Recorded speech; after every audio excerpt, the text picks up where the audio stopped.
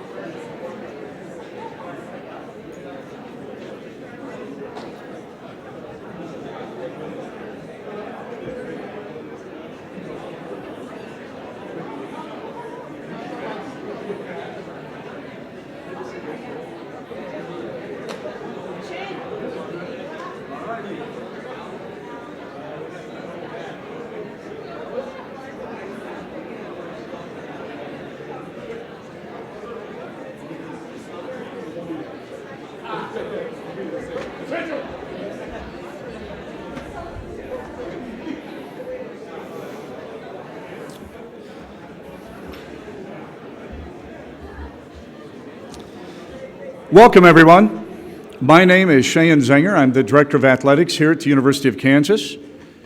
And Neely told me it was time to get started. So if you know Neely, that's why I'm up here. This room is filled with lots of people that we ought to introduce. So suffice it to say that we're proud of all of you for being here and for so many of the people who deserve to be introduced. But consider this a blanket introduction. And thank you for being here. I have to start the conversation with this story. I was in a sports management class yesterday doing a guest lecture and told the students that so often you get in these positions and people wouldn't guess this, but you get humbled every day in one way or another. So prior to coming to this event, we had an event over in Allen Fieldhouse. It's called an open practice for a certain group of donors, and I certainly want to be there, and I was there and just kind of walk around saying, hi, getting ready to come over here. And a couple of the staff members grabbed me and said, hey, Shane, it takes a while for Coach Self when practice is over to get from the floor up here to the stands to address the crowd. So if you wouldn't mind, could you fill the gap and say a few words? I'm officially the fill the gap guy at the University of Kansas. So again, thanks for being here. I'm looking forward to the conversations we're about to have. This is meaningful, important, and purposeful. How did we get here? Sean Alexander, where'd Sean go? Waving over there. Director of the Langston Hughes Center and professor of African-American Studies, served on a search committee with School of Business Dean Neely Bendapudi. Through their conversations, this idea was born. Neely reached out to me shortly after this conversation, and our team was formed. Okay, I'm reading that just like Michael wrote it. Here's what really happened. When Neely comes and asks you to do something, I think I said something like, sure, point me in the right direction. So the KU School of Business, KU Athletics, and the Langston Hughes Center partnered together to have critical conversations about the intersections between business, race, and sports. We held our first race and sports event last year, and we're overwhelmed by the attendance and the response. Tonight, I'm happy to say we've surpassed last year's participation by a significant margin. So thank you to you.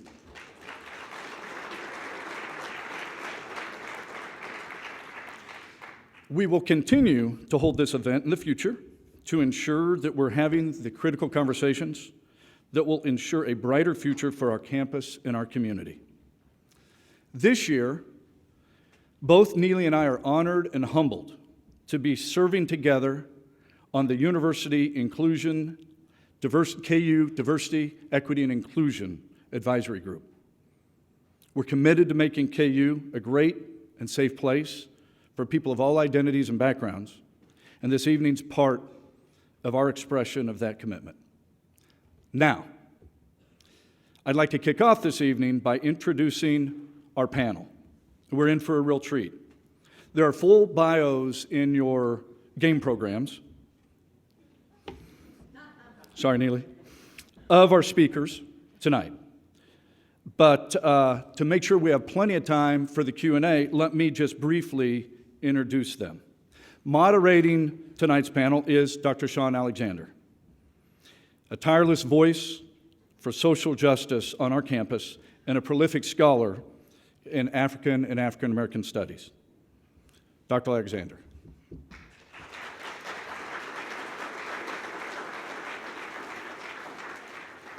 Did I get you 2 rounds of applause? Is that what just happened? Okay.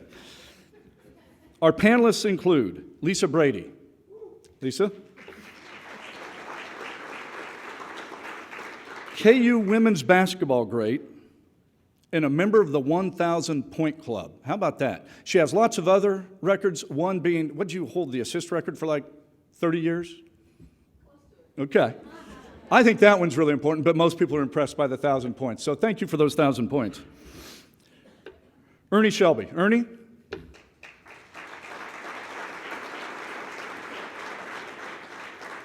Award-winning graphic designer and one of KU's greatest and world's finest long jumpers. Welcome.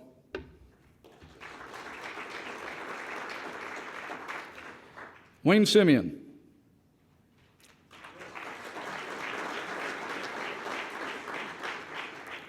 2005 KU Men's Basketball Big 12 Player of the Year, and 2006 NBA champion with the Miami Heat. That's pretty cool.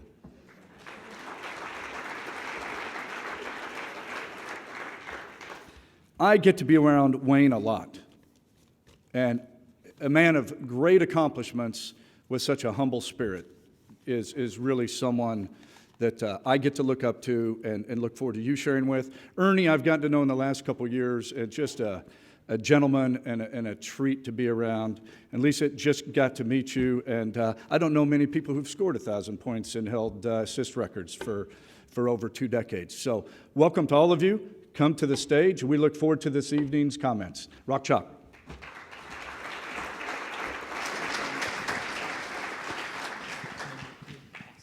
Okay.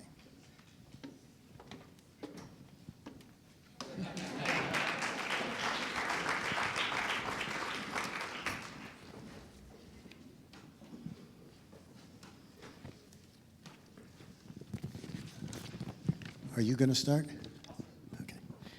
Well, thank you very much, and thank you all for coming out. This is a wonderful turnout. Happening in those search committees and talking about these issues. Who would have thought, Neely, that we could do this? And I mean, we did, but and I do want to acknowledge the fact that this is the second year.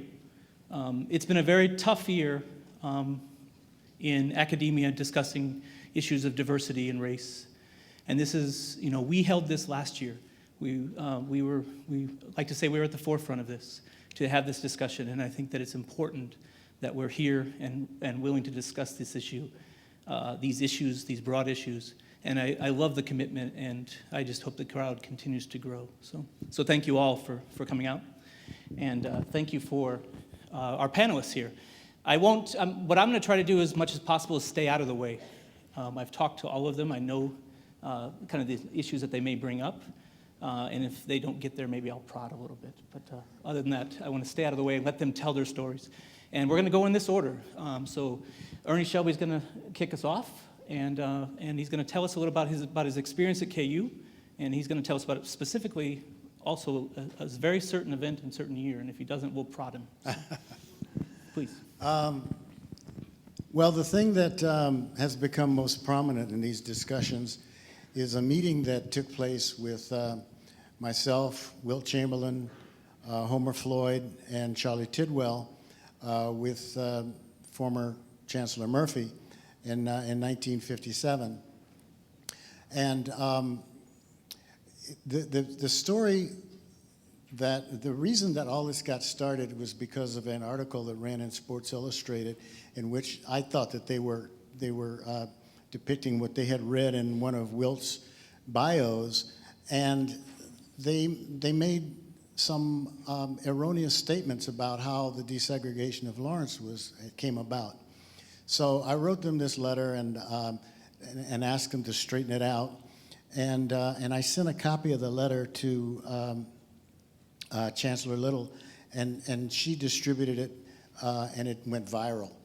And so, at any rate, that was the reason that I've been invited back to many of these things. And basically, I'll try to do the story as quickly as possible. Wilt and Charlie Tidwell. Charlie was the world record holder in the 100-yard dash, and Homer Floyd was all-conference football player. And myself, I was an All-American in track and field at the time. We called Chancellor Murphy and told him that we wanted to have a meeting with him, and we told him that we were all going to leave campus unless the refusal of service stopped in Lawrence, Kansas. And he was very receptive, and he said that he would take care of it, and that he didn't specify what his plans were, but he said that he was going to get in touch with all the retail organizations and declare the city of Lawrence off limits to students if they didn't open it up. And he got back in touch with us within 24 hours and told us that the city was open. We didn't believe him. We said, come on, you give us a break, because we couldn't go to the movie theaters, we couldn't go to the restaurants, we couldn't go to barber shops, we couldn't go anywhere.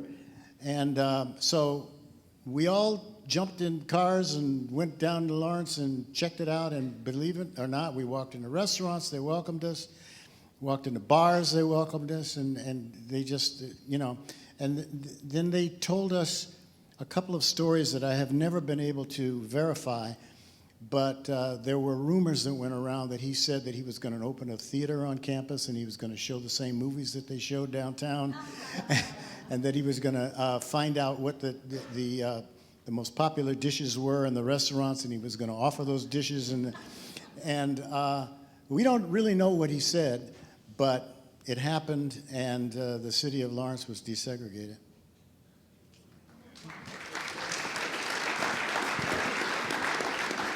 And I think that's, just to jump in there for a second, I think that it's an important thing to think about that, a lot of the press in the last 12 months, especially behind Missouri, was, and Dave Zirin and I, we spoke about this earlier today, was that Missouri was unprecedented, that athletes were standing up for desegregation or some event like this and threatening to not play. But of course, we're talking 1957 here. Yeah. We're talking old history. So. And as you were saying, it has happened many times in the past, but it was before social media, you see, the whole incident was kind of swept under the rug. I met Chancellor Murphy's. No, I didn't meet him. I was in touch with him, put in touch with him through Candace. And when he told the story of his uncle's desegregation of Lawrence, he never mentioned the business about the athletes. He was very proud of the role that he played, and my God, he played an instrumental role. But those parts of the stories kind of got swept under the rug. Yeah, which is a very sad thing again, and we have to reflect on the fact that this is 1957. This is 3 years after Brown v. Board. Right. It's the same year as Little Rock, Arkansas, and the desegregation of Central. But more importantly, we're talking about Kansas. Yeah. Kansas is not considered a southern state. It's not considered a place of segregation. Of course, Brown v. Board occurs, one of the 5 cases is here because Kansas is a place of segregation. But it's a piece of the history that we need to acknowledge, that segregation, discrimination, all of that is not a southern phenomenon, it's actually a national phenomenon. And Kansas, for the state and of course the University of Kansas, for better or for worse, was part of that and part of that history. And you and your cohorts standing up is an amazing story to remember. And if I'm correct, it's also the first time that in NCAA history that all the 3 major sports were actually captained by black captains at the same time. Well, you can't say at the same time because football and basketball and track are in contiguous years.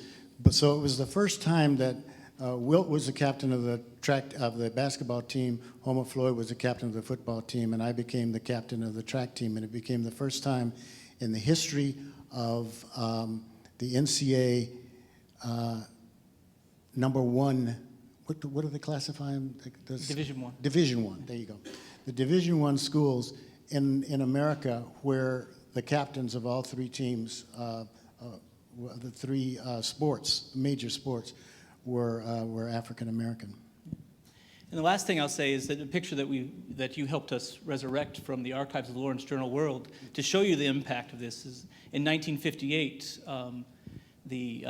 Thurgood Marshall comes to KU for Law Day at the law school, and who does Chancellor Murphy choose to have sit or come meet Thurgood Marshall? But Wilt is left by that time. Wilt was gone. Wilt was gone by then, but he had Homer and I, and there's this picture now that's. Yep. Somebody explained it to me today. They said it was a famous picture, but if it hadn't been for Sean, it never would have been found.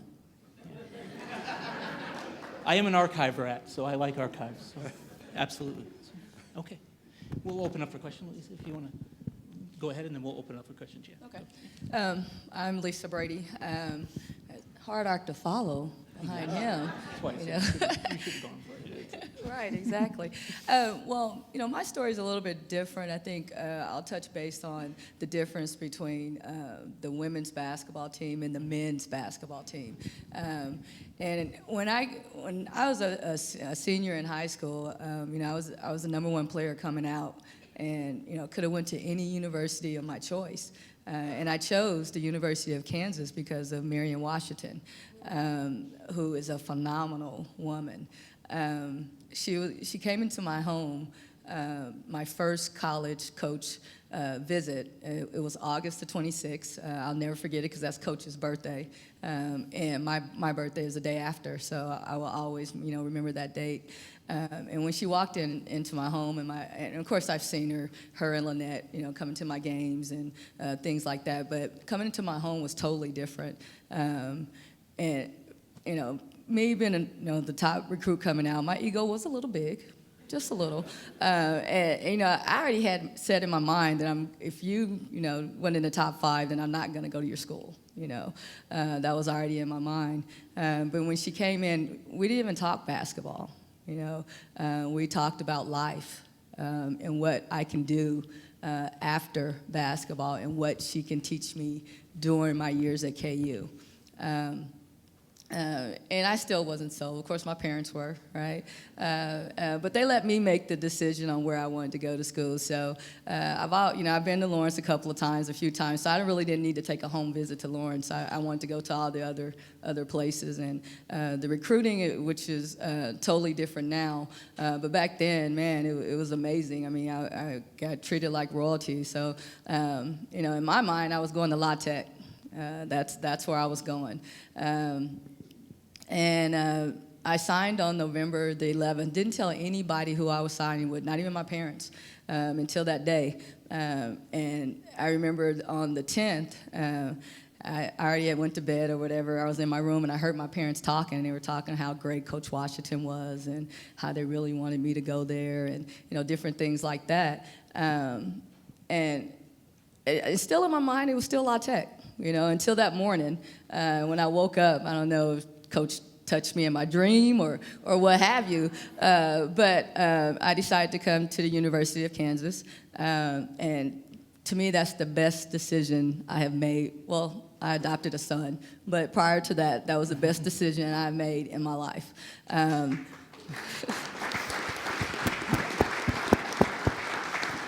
Definitely not because of basketball. Not because of basketball at all. When we were here, when I played here, Coach was the dean of the Big Eight, right? And the women's program, we won, but we wasn't winning. Our first 2 years, we won the Big Eight conference in the Big Eight tournament, which was great, but we still took a back seat to the men's team. Our locker room probably could fit in their showers, and they probably still could take a shower and move around. And so we watched Coach, and Coach kept us all close. It was a family atmosphere, whether you were black or white. When you saw one of us, you saw all 12 or 15 of us. And that's the way she wanted it. She didn't let us join a sorority because basketball was our sisters. And the things I learned from her, being an African-American woman, has carried out, not only the 4 years that I played under her, but throughout my life and the life choices that I made. And to see, the progress that the women's team, their locker room is just amazing. I remember, walking into it, I was like, oh my God, I can't even believe this. I have to think that Coach had something to do with that. I mean, she paved the way. Definitely a pioneer. I don't think there, besides Vivian Stringer, I don't think there's another African American female coach that has accomplished the things that she has accomplished, and that I am so grateful for. And that's pretty much my story. It was just so different, because Danny Manning was here, right? Danny and the Miracles, winning in '88. So just to fall behind them, it was okay because we're still all close. With with the basketball team, both basketball teams, the males and the female team. We hung out, we did things together, but just, basically how, the university treated the men's team versus the females team. On not only from the shoes, they can come out and have, through a month probably go through 5 pair of shoes, where we probably had 2.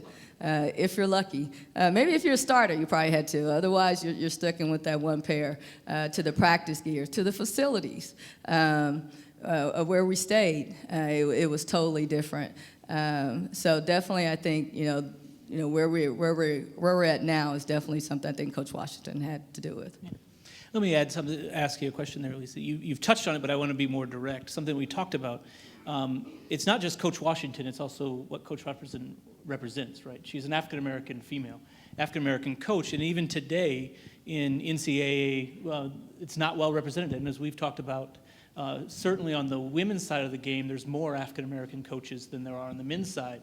But what does that mean? What did that mean to you? It's not just that she was an incredible coach driving you, but it was a role model as an African-American woman in leadership and coaching. So could you speak a little bit to that? Yeah, absolutely. To see the things that she accomplished. When I was a freshman, my coach is the dean of the Big 8. Here she is, an African-American woman. That's definitely something that I can accomplish. Mm-hmm. Even, like you said, now, Dawn Staley, she's the head coach at South Carolina. I played against Dawn. I was a senior when she was a freshman. To see her, go from Temple up to South Carolina, and she's they're the number 3 team right now in the country. But it's still. That's the only name I could come up with. So it's still a lot of growth that still needs to happen because we have tremendous, African-American female athletes who know the game, definitely have the basketball IQ, but they get the roles as assistant coaches and not head coaches. Absolutely, absolutely. Thank you. Good evening. My name's Wayne Simien, and thinking about just the theme that's here on the program, the power of sport, and I would certainly agree with that. Just the power of sport as being a conduit to teach us, so many different things about life. And as I think about my own basketball experience as an athlete, both here at the University of Kansas and then also off campus, I think just about the power of the importance of being a part of a team, the power of discipline, the power of sacrifice, the power and the need for continued coaching. And these are things that I had the benefit of being able to experience and learn a great deal from while I was an athlete, but even now that I'm no longer an active participant, that I still benefit from this day and age as a father and a husband and as a professional. And but one of the things I also think that sport has the power to do is to both expose and address different social injustices that we've come to know so much about through the different media here today, and even the stories that we're hearing, whether it's race or gender, equality, economics, and different things like that. And so I think it's really important that we acknowledge its power to do so as well. And though I grew up in a much different generation than some of the stories here shared, that doesn't mean that I wasn't exempt from any type of racial tensions or run-ins as I was a student athlete here.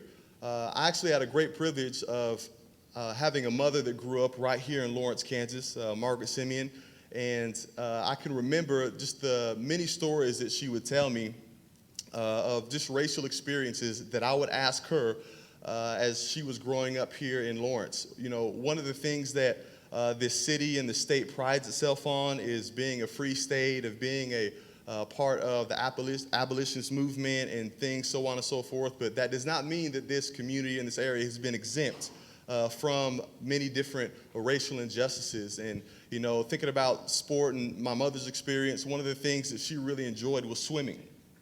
Though she went on to excel as being a volleyball player here in the local area, she would go on to tell me that she wasn't afforded the privilege to swim growing up here in the 60s because people of color weren't allowed to swim in the pools here in the city of Lawrence. They actually had to take a train ride all the way to Topeka if they wanted to swim, or they can swim in just some lakes and ponds and different things like that on farms. And I couldn't believe that.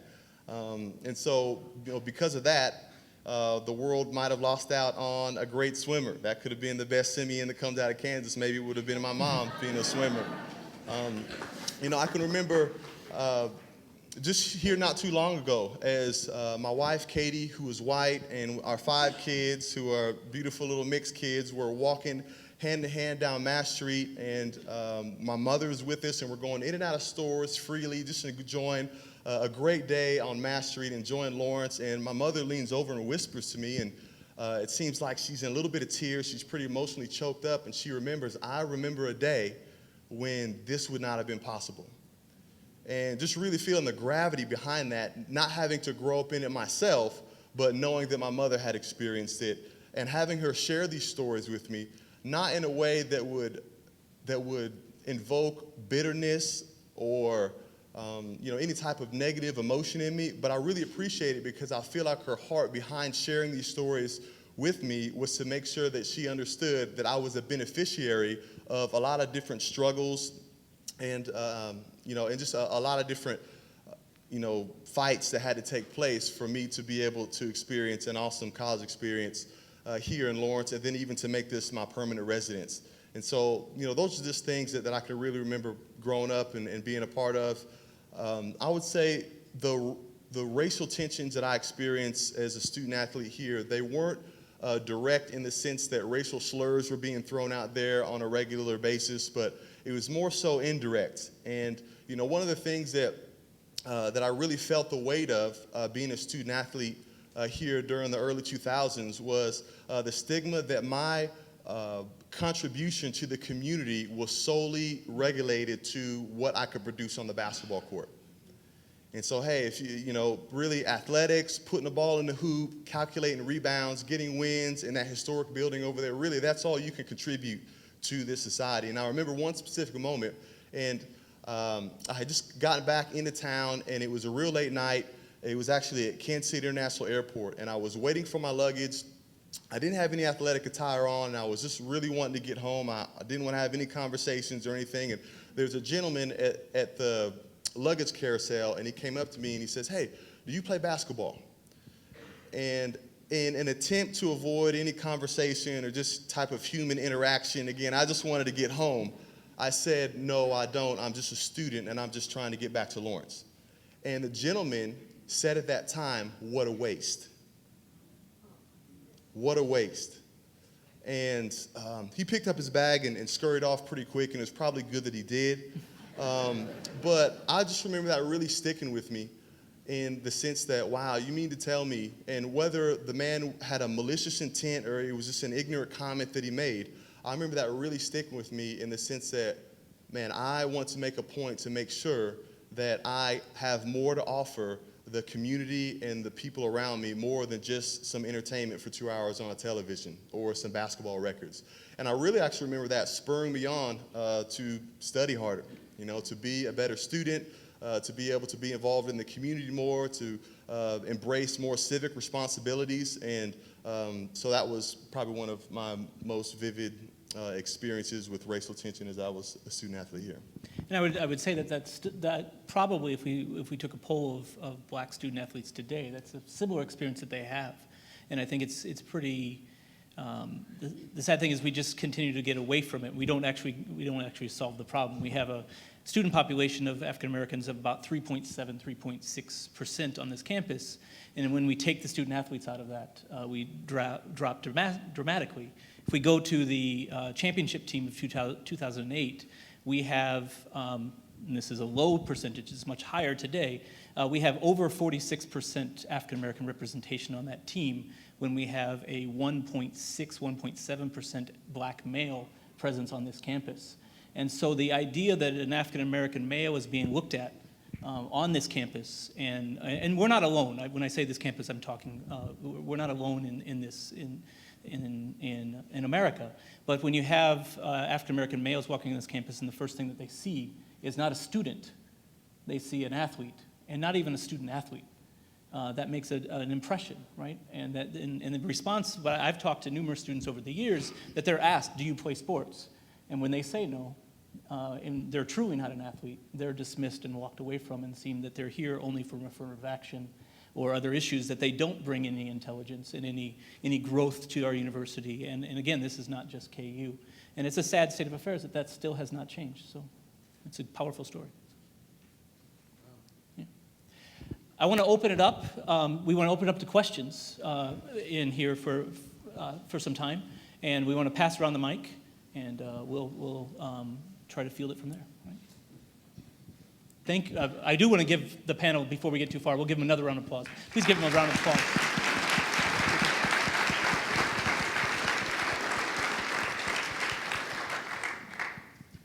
Hello, my name is Dominic Carlina.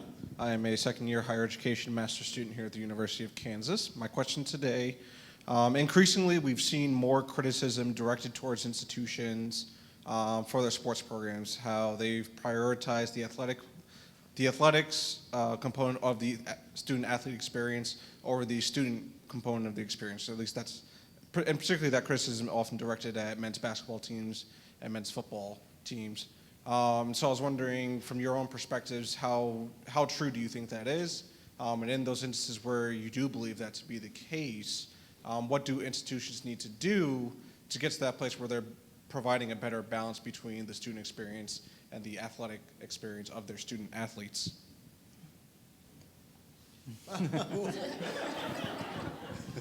Why me? One of the words that I love to use to describe America is stereotype. We are all victims of social stereotypification. And like, are you an athlete? That's a poor attempt at humor.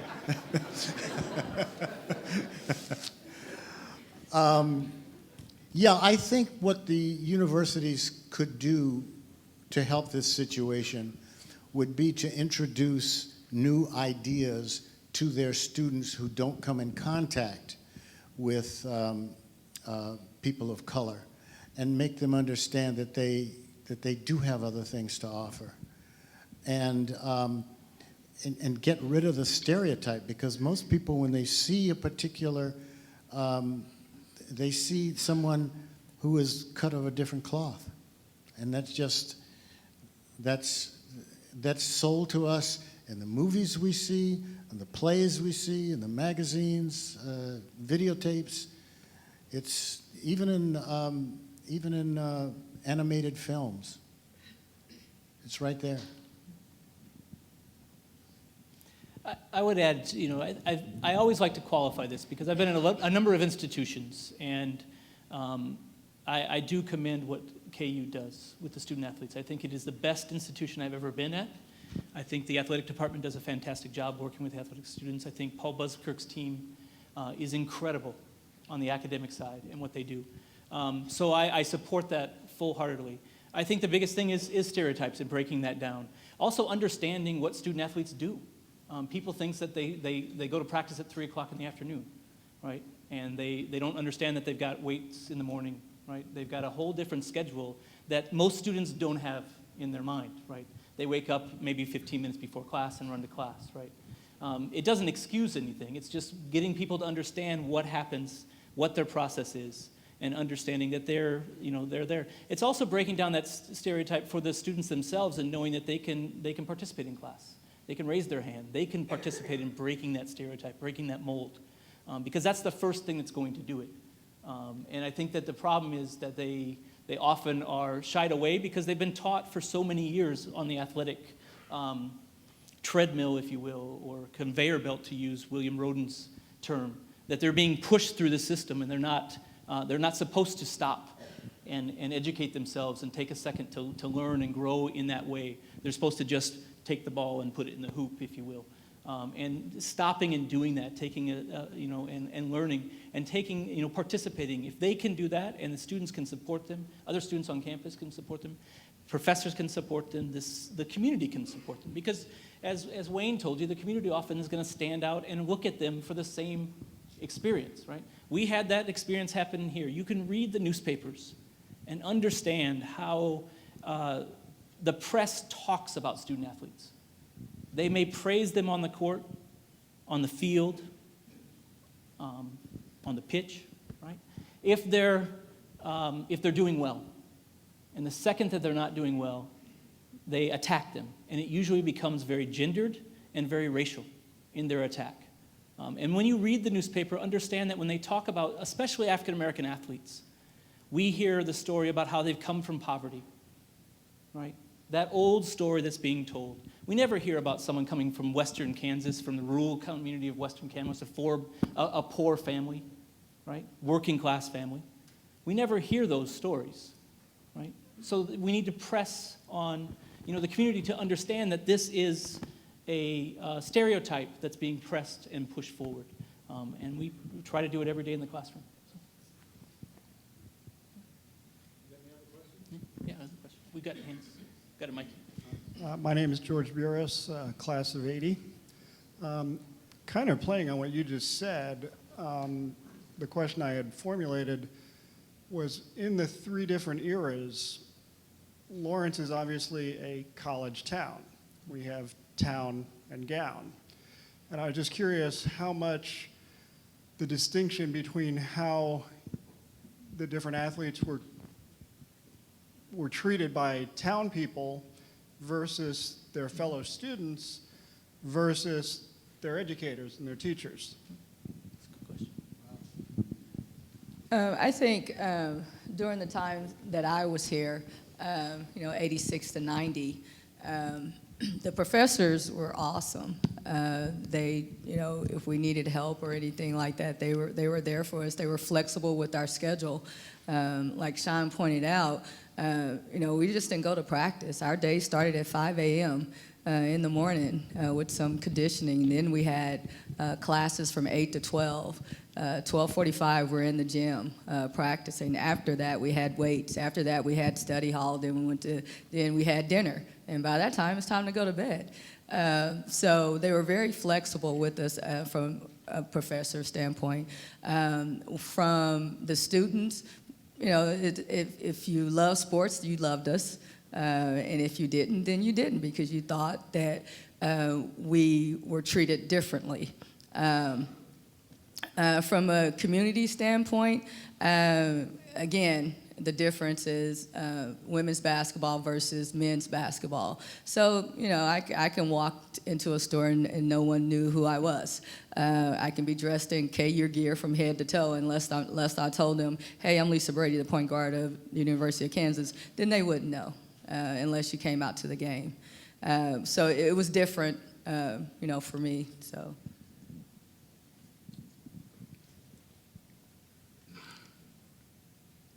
I would say during our experiences during our time here in the early 2000s, we were treated like professionals, and professionals in the sense that we were treated like professional athletes, particularly with men's basketball in terms of the expectations that people had for us. Now, granted, we had great expectations for ourselves in terms of what we wanted to accomplish, but I think oftentimes people, whether it was the community, the Jayhawk fans at large, or even our peers, forgot that we were just kids as well. And, a lot of the times during, big Monday games, Final Fours, tournament runs, people don't really understand the immense amount of pressure that's put on 18 and 19-year-olds to be able to perform and compete. Nor do they give account for the different things off the court that we're having to deal with, to go through, whether it's at home, whether it's personally, mentally, or within our different peer groups. And, a lot of it's unfair in the sense that everybody that turns on their TV set gets a chance to be an expert at what we do. And so oftentimes when we're going into restaurants or when we're waiting at the bus stop or when we just want to see a movie, there's comments, there's looks, hey, why didn't you do this? Why didn't you do that? Hey, why are you even thinking about going to the NBA? Or so on and so forth. And so that's something that can be overwhelming. It can certainly be annoying. And I really feel like there needs to be some grace extended, because though we might play at a high level and though we might be the engine that is a part of a professional economic business, they're kids. They want to enjoy a college experience just like any other freshman or sophomore. They get excited about going on breaks. They get excited about spending time with their friends just like any other student. And so I think that's something that needs to be given a little more consideration as we think about athletic interaction within the community around us. Ernie, you have anything to add? Next question. Last fall, there was, of course, a lot of attention drawn to Columbia, Missouri, and the issue with the football team. And then shortly after that, there was meetings here at the University of Kansas with the African American students with the chancellor. Would you all like to discuss that, what your thoughts were? Yeah, I thought that a lot of the interactions that we saw here on campus was an example of my comment earlier, in the sense that Lawrence and the University of Kansas aren't exempt from different racial tensions and issues, both with our general student population as well as student athletes. And I was speaking with Sean a little bit earlier this week in the sense, one of the things that the athletes have the luxury of is that we are somewhat of a minority within a minority, in the sense that we have a cushion from a racial standpoint, in the sense that we spend a small amount of time on the Hill in the classrooms where we are technically a large minority, but we get a chance to retreat into an athletic environment that is dominantly African American. And so we were cushioned from a lot of that. But yet that's still not to say that we're not affected, because a lot of the students that did speak up during those conversations with the chancellor are our friends, are our classmates, are our fraternity brothers, are, we're the girlfriends. And so it's something that that we're not exempt to. And I think that also talks about the power sport, in the sense that we saw where the real rubber met the road during that issue at Missouri was when the athletes, stood up and were thinking about, not participating in the game, and there was millions of dollars at stake and so on and so forth. And so I think that there was a certain amount of injustice that was being exposed in those moments, and hopefully those are being addressed on multiple campuses in college athletics. I mean, I would say that the biggest thing, I think, that it's important to understand by what you're saying, that conversations took place at KU, and the important thing to understand is KU is no different than most universities. We do look at it as a place that's different, because you're close to it, you're involved. And so we think of that, the racial tensions that are existing at Missouri or popping up at other universities don't actually exist at KU and at this university, but they do. And I think that's what the town hall showed us, is that these students are interacting with this every single day. And it's something that is there. And we have to understand the situation. I mean, we can go into long discussions of that. But there are many students here, who are dealing with race for the first time. There are strong socioeconomic issues happening, and they're trying to wrestle through that. And we've lived in a time period that's been very openly racialized. I mean, the students that are freshmen today, sophomores today, were freshmen and sophomores when Trayvon Martin was killed, right? And no matter what you think about politically about what happened, if you just take the clock back to Trayvon Martin and think of what has happened in America since then, it's been a dramatic change. And students, white, black, Latino, whatever, are dealing with that, because that's the world that they've grown up in. And then they're coming to a place where they're supposed to be talking about issues and critically thinking about issues. And what they were trying to tell, not only at the University of Kansas, but other places, is they're not finding the spaces to do that. And I think that was a real powerful statement, not just here at KU, but other places throughout the country. Hi, Jaleesa Hampton. I'm a master's student in the communications department. And since we're having a conversation on business, sport, race, I think it's really important to talk about the value that we place on student athletes' bodies. Mm-hmm. Lisa, you talked a little bit about the sort of intensive days of just not in the classroom, and Wayne, you alluded to this sort of treatment as a professional athlete or as a professional basketball player. I was wondering if you all could weigh in on the conversation of compensation for student athletes, and sort of where you think that conversation is going or should go, or how that perspective works being former student athletes. So compensation for student athletes. One of the things that I've been really pleased to see since I graduated here in 2005 was that more and more resources are being afforded to student athletes. And I certainly think that that's warranted because of the amount of time that we spend on the athletic playing field. And when I'm sure you break down the number log with most athletes, it's far more hours spent honing their athletic craft than it is at a particular academic, discipline. And so I think that that's something that certainly needs to be taken into consideration, as well as a lot of regular students have the ability and the opportunity to work throughout their college career, where that's not certainly the case due to the time constraints with student athletes. And so I think these are, things, I think we're seeing progress in that direction in terms of more resources, whether it's, better meal plans or, different Pell Grants and different things like that. I do think that there can be more done, certainly, as we have an understanding that these are, billion-dollar industries that are being, that the labor force are, young 18, 19, 20-year-old kids. And so that's something that, we can certainly grow in. And I can remember when I was a player, one of the things that stung me the most as it pertained to the business and compensation is this was back during the time where your last name was able to be printed on the jerseys and your likeness was able to be used on posters and in video games, and those were able to be sold. And I had two nephews at the time that were 7 and 10.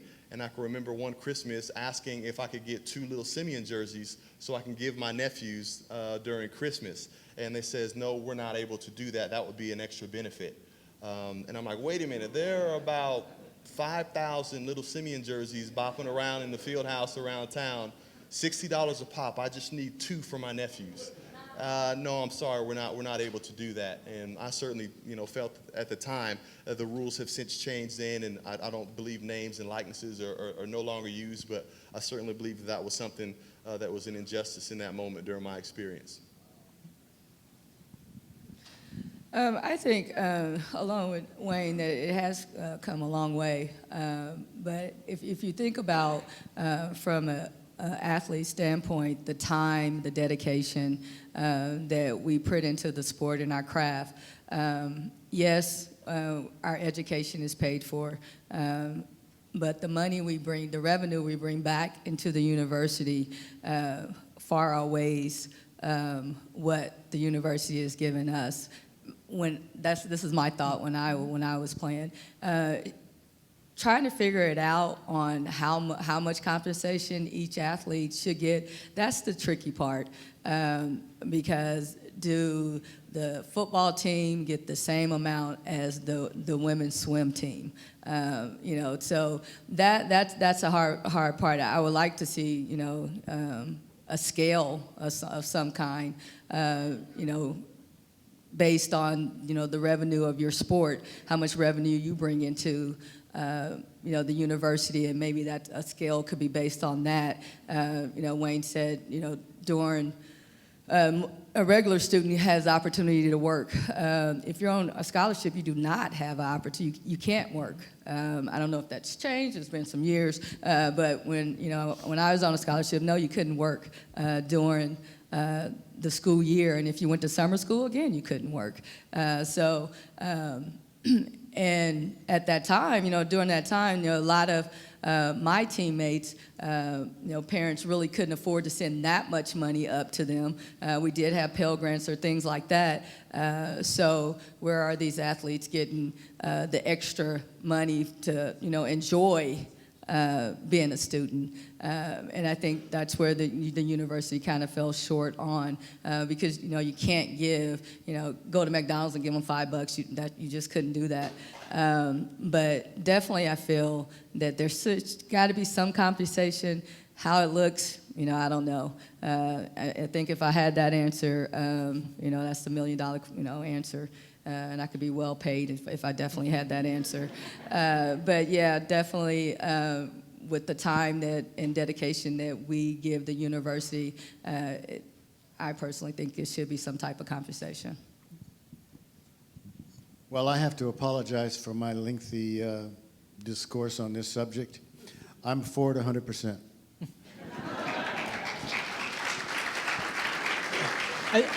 I think I'll just add one thing, because you did talk about bodies, and I think the important thing is that these are sports, and sports do damage bodies. And I think that we have to reflect back on the idea that when the Northwestern athletes came out for unionization, the two issues that they were really pushing was not compensation money-wise. They were asking for health care if they're injured, or health care coverage, right? And also the fact that if they were injured and could not play anymore, that they would keep their scholarship, right? Those are important things that they were turned down on, right? It's not covered all the way through every university. So it's not just always financial. It's what happens to someone if they become injured in their freshman year and they can't continue, but they were brought it to this university to be a student athlete. And that's a question that we have to talk about, and the destruction ultimately of that body. So I think we have time for one more question. Do we have a mic? Yeah. Hi. Hello? Yep. I'll just yell. My name is Kate. I just finished my master's in public health from Boston University, and I studied human rights and actually did almost all of my research in that subject about the unionization of athletes. And so I could have had two questions, but I'll focus on that one. And a big thing that Northwestern players were pushing for was health care not only while they were there, but after. As football players with debilitating injuries. Football players with debilitating injuries that affects the rest of their entire lives. And another thing was that a lot of times athletes of color, students of color, and people of color oftentimes have the same injury as their white counterparts, but do not receive the same level of care, quality of care, or pharmaceuticals for fear of drug use, which has no basis or is founded in anything. But I was wondering if you had any experiences like that, or any thoughts on benefits of long-term health care after your time as a student athlete, or if you experienced any discrepancies in your care than potentially your white counterparts. Well, I personally haven't experienced any discrepancies in my health care while I was a student athlete here. Let's see, I had, I think maybe 5 surgeries while I was here. 2 shoulders, 3 knees, a thumb, a couple broken noses, no surgery, needed for those. And, I felt like I was cared for. I certainly still do feel the effects of those today as I'm, playing basketball in the driveway with my son and daughter. But, I do think it is difficult for a university at the time to continue with the sole responsibility for that continued health care as we go out and we are engaging in just regular life activities, other, athletic endeavors that aren't sanctioned under the University of Kansas or, or under their, within their facilities or within their doctors and things like that. And so I think that would be difficult to enforce, though I think it is important for athletes at this level and at this age to be properly informed on the detriment of playing through pain, playing through different injuries, whether they feel like they are pressured from the coaching staff or maybe they feel like the medical staff isn't being upfront or open and honest with them. Again, these are 18-year-old kids that really don't have much of a grid for a lot of medical jargon terms. They just know how they feel. They feel committed to their team, to their season, to their goal. And I know a lot of times they can be pressured to pushing through a particular injury, maybe to the detriment of their physical body long term. And so I think that it's important that guys and gals are educated in the proper way of handling that, and ultimately it being their decision, not allowing them to be pressured in any way to do anything that would put them in further harm, as it is difficult for young people to think long term, but it's something that they need to do, particularly when it comes to their physical bodies. I didn't experience any discrepancies either. I was fortunate I never had an injury, so so I was lucky in that case. But one thing I think that the young people need to know is that when the coaches are coming in recruiting you, you're being recruited to a 4-year school, so you're thinking you're going to get a 4-year scholarship. Well, I mean, you got to sign it every year, right? So if you get hurt, do you get that scholarship? Will they continue to pay for your schooling? And I think some schools do, and then some schools don't. So I guess what I would like to see is the university take a step in making sure if a kid gets hurt during the time that they're there that year, that there's at least that year scholarship is taken care of. Because we are there for an education, absolutely. So I would like for that part to continue. Yeah, I mean, again, I would say that this is where KU is different than other places, because that's not the case at KU. That's no longer the case anywhere. Okay. The rule was passed last year. You Okay. now get a 4-year scholarship, and it's yours There you for go. 4 years. I But think KU has been practicing that for a while. We've had students who have continued to have support, right? Well, then we Student get athletes. into an area of Yeah. medical. Yeah, absolutely. We medical most of our student athletes who would engage in this. We get real deep and Yeah. often a beaten path you don't want to know about. But we are proud of what we do at KU. And through what's going on nationally, a lot of advances have been made this past year. Right. It's kind of hard to keep up with all of it, Absolutely. including, and words I have to be very careful of, financial support of student athletes at a level just in this past year through cost of attendance that has taken on a new and better situation, and meals compensation. And I tend to be on the very liberal end of this, so I need to be quiet and sit down before folks at other levels come ask me more questions. Yeah, I will take the question beyond just KU athletics, because we're all talking about sport here. And one of the most degrading moments that I've ever experienced as a person or as an athlete was at the NBA Combine. And this was after I graduated in 2005, and we went to Chicago, and those that had the ability to go on to the next level were in this combine, and there was a portion of time that was set aside, 3 hours, where you were ushered into a large ballroom that had makeshift kind of sheet curtains there. You were basically, told, hey, wear underwear only, and basically all the players had to sit in this kind of cold, intimidating environment and just sit on this bench while different team doctors would come in and out and in and out. They had very little to say to you. They would check your records. They were looking at x-rays. They would come and check on past injuries and things like that. They would whisper to each other. They would write things down. They would leave, and then the next person would come in. And it was really degrading in the sense that, wow, I really feel devalued in this moment. Because the only thing really that I have to offer is, what my physical body can contribute. And I do understand the business of sport and how much it is an investment to be able to draft a guy and to, put resources into his development to what he can do. But they're not showing that on ESPN. There's no young high school kid or college kid now that is aspiring to that moment, but yet it's a reality that a lot of people don't get a chance to understand what goes on in those certain situations. Again, please give our panelists a round of applause.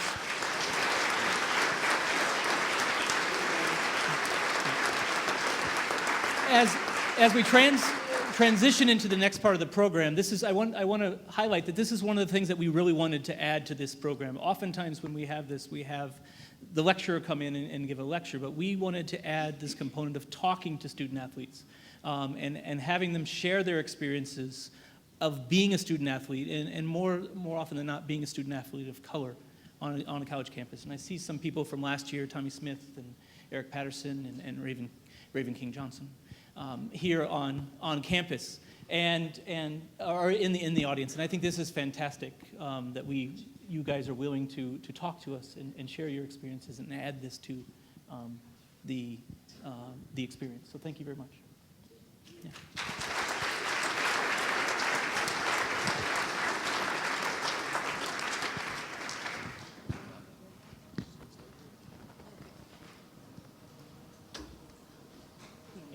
Could we get another round of applause, please?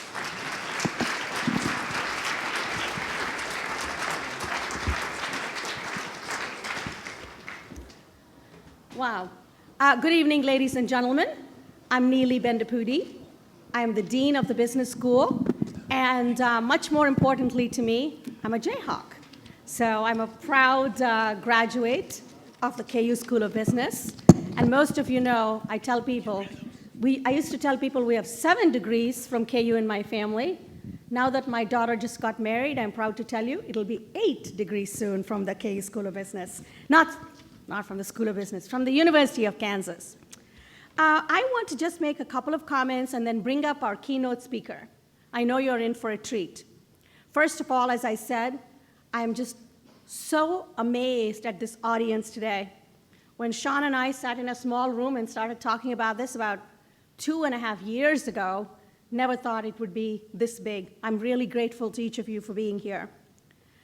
The panelists, Ernie, Lisa, Wayne, thank you so much for taking the time to be here and share your stories. Truly means so much to us, and it's incredible that you're sharing your personal stories to inspire us to do more. I want to thank a few of the team members because I have a cough and I don't think this will last for me to come back at the end. So I'm just going to say thank you, a special thank you to Dr. Cheyenne Zenger, our director of our Kansas Athletics, the whole team, the Langston Hughes Center, of course, for being the reason that we kicked off this event in the first place. I'll come back to that in a minute.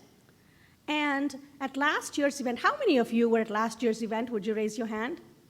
Wow, that's great that you're back. And this year we have about 400 people in attendance, so that's definitely a lot more. At last year's event, so many people reached out and said, we want to co-sponsor this event with us. We were thrilled. The K Club, the Department of Health, Sports, and Exercise Science, the Department of African and African American Studies, and a very special thank you to the KU Alumni Association. They really helped us put the Eventbrite, the video live streaming, all of that together. Could I get a round of applause for all of them, please?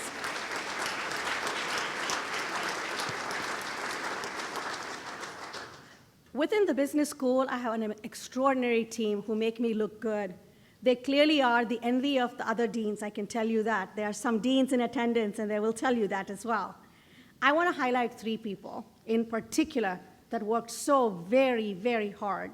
Lauren Cunningham, Lauren, wave, up there. She is the communications coordinator. All of her work with the social media, the programs, the emails, the communications, so thank you. Michael Brock, our video producer. Where's Michael? On the latest edition, he's been so excited about this event. Not always this excited about business conferences, Michael. I don't know about that. But he's really very excited about being here today. I said 3 people. I lied. There's actually 4. I chalk it down again to cough syrup people. I already started off in a happy place today. So please, please excuse me. There are 2 other individuals who need a special shout out. The incredible Kelly Watson-Muther, my chief of staff. She's truly indispensable to anything I do. And Michael Wade Smith, wherever he is, there we go. Really just incredible director of our external affairs. These 2 in particular, Kelly and Michael, have been instrumental in putting this whole thing together, working with Sean and with athletics and with everyone else. 2 minutes, and then I will turn it over to our keynote speaker. You might wonder, why is the business school involved in this? The reason that we started this was to try to bring attention to the Langston Hughes Center. We're very fortunate to have a center that's dedicated to helping build bridges and to help advance everybody regardless of their race. To me, if you're a Jayhawk, you matter. That's all that matters. You're a Jayhawk, and we are there for you. I also think about the nobility of business. Many of you have heard me talk about it. I truly believe in it. There's nobility to free enterprise. There's nobility to businesses that care about the communities they serve. A big example of that is what people in the business school have done for diversity on this campus for generations. So for example, I don't know if you know, but the Multicultural Center we have on campus, Frank and Judith Sabatini, a business school grad who was a football player here. If you think about our Spencer Research Library and the amazing Afro-American collection we have there, Deborah Dandridge runs that. That was generously supported by I want to say my family. That's how I think of them, by my mentors, Dana and Sue Anderson.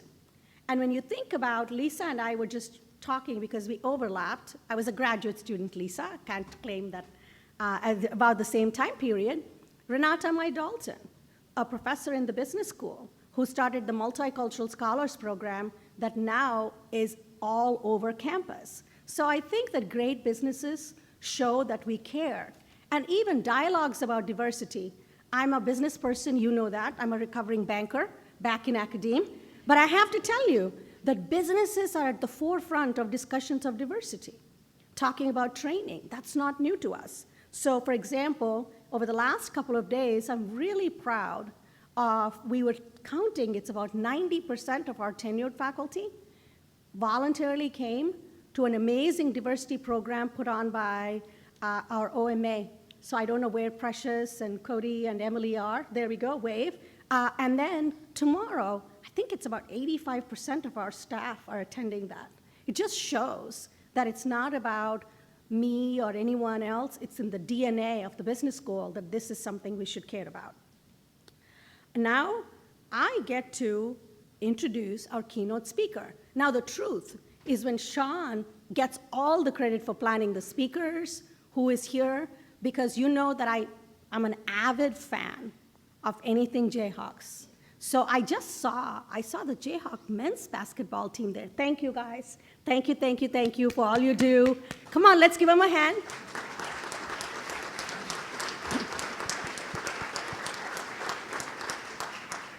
Yeah, they're trying to hide. It's kind of hard for them, and there are so many other athletes here, irrespective of it. We bask in your reflected glory. We love that. You bring us together. But the truth is, I'm not a sports expert. I don't read the blogs. I don't know I've got to confess. So to me, I think that Sean Alexander bringing these people in and having these difficult conversations at a time that is so important means a lot. 2 comments. The fierce urgency of now. Michael Wade Smith always talks to me about that.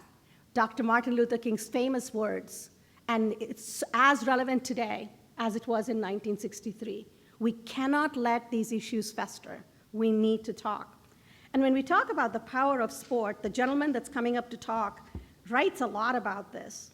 When we talked about the power of sport, Nelson Mandela says, sport can create hope where once there was only despair.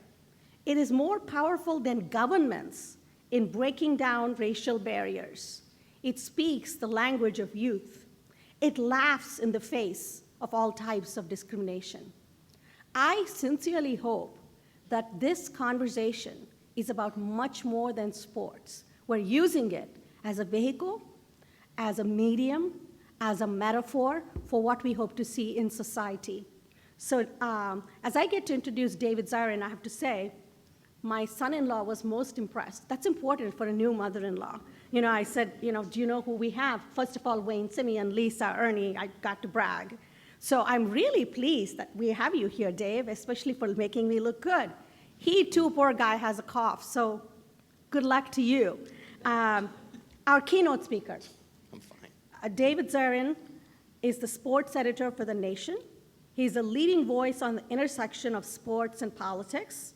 His writing has appeared in Vibe magazine, the LA Times, the Washington Post, Newsday. I could keep going on. He's been a guest on so many shows, ESPN, MSNBC, C-SPAN, NPR, and he's written numerous books. Many of them are available for sale at the back of the room, and Dave has graciously agreed to be available to sign them for you after his keynote. We are truly delighted. We're truly delighted. We're really fortunate to have such a distinguished voice at our 2nd annual event, The Power of Sport. So please join me in giving David Zirin a huge round of applause, a Jayhawk welcome, as he talks about the intersection of business, race, and sports. And again, thank you, Sean Alexander, for putting this together.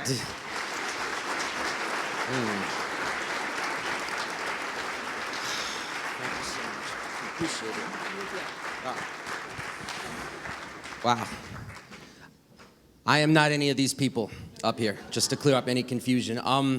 First of all, thank you so much for having me on this freezing February day here in Kansas. So, And before I start also, there's been a lot of, I don't know why, but a lot of Jayhawk talk here.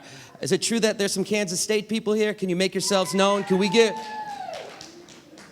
come on, a little love for Kansas State, come on. I think it's awesome that you're here. It's fantastic. Thank you so much for coming.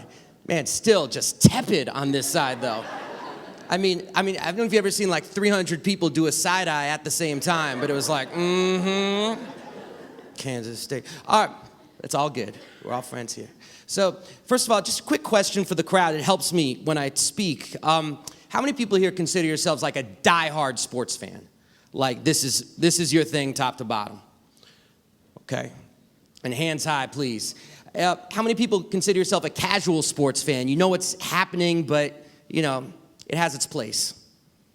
And how many people would rather shave your head with a cheese grater than hear somebody talk about sports for half an hour? Excellent. What's your name, ma'am? Please. No, please. Share with us. What happened to difficult conversations? Come on. What's your name? You pass. All right. What's your name, sir? Adam. Okay. So the idea for this talk is to do something, and that the success or failure of it should be judged on this, something that appeals to the diehard sports fan, the casual sports fan, and Adam. If we can do that, we'll be okay. Not you, though. I'm done with you. So that's our goal. And I'll just tell you guys, I grew up an absolute diehard sports fan, playing sports, reading about sports, loving sports in New York City in the 1980s. I was the starting center for my high school basketball team. We sucked. I'm not tall, if you didn't notice. No, but I was the starting center. We were the Fighting Quakers, which is not a scary name by any stretch. That does not strike fear into the hearts of people. The Tigers versus the Fighting Quakers. It's like, all right, let's go beat up some Quakers. It's not a good vibe when you get out there. I grew up my number one team without question, and I was even wondering whether to mention this, but I grew up a Mets fan, something fierce. So let's just move on from that immediately. Just being seeing the Royals stuff, it's like PTSD. It's like, oh wow, it's October again, isn't it? And my room growing up was like a shrine to the great Mets players of the 1980s. And just throw a hand up or something if you've heard of some of these folks, because sometimes I wonder if they're forgotten, because these were gods to me. People like Keith Hernandez, Darryl Strawberry, Dwight Gooden. I didn't know at the time that they all had serious cocaine problems. My room, seriously, it was like the Escobar All-Stars on my wall. It was and I love those guys. I didn't care about any of that stuff. They made me just believe in anything. It was an amazing experience for me. And I never thought about the politics of sports. All I wanted to do was play sports. I played every sport except for golf, which is not a sport. No, I really do believe that. It's like my own little personal template is that anything you can either gain weight or smoke cigarettes while doing is not a sport. It's a very basic thing. So, and it's a good way to think about it, because softball, absolutely a sport. Beer league softball, when there's a keg on every base, not a sport. It's an excuse to drink. Not that that's a bad thing. But so I didn't care about politics at all. It was all about sports. And that changed for me in college. In 1996, there was a basketball player for the Denver Nuggets named Mahmoud Abdul-Rauf. And Rauf made the private decision that he wasn't going to come out for the national anthem before games. And it actually happened for several games before anyone even noticed. And a reporter for the Denver Nuggets, their beat reporter, got word of it and went into the locker room and asked Rauf, they said, why are you doing that? Don't you realize that flag is a symbol of freedom and democracy throughout the world? And if you can find the videotape of this, you should see it, because Rauf has this look on his face like, should I say something?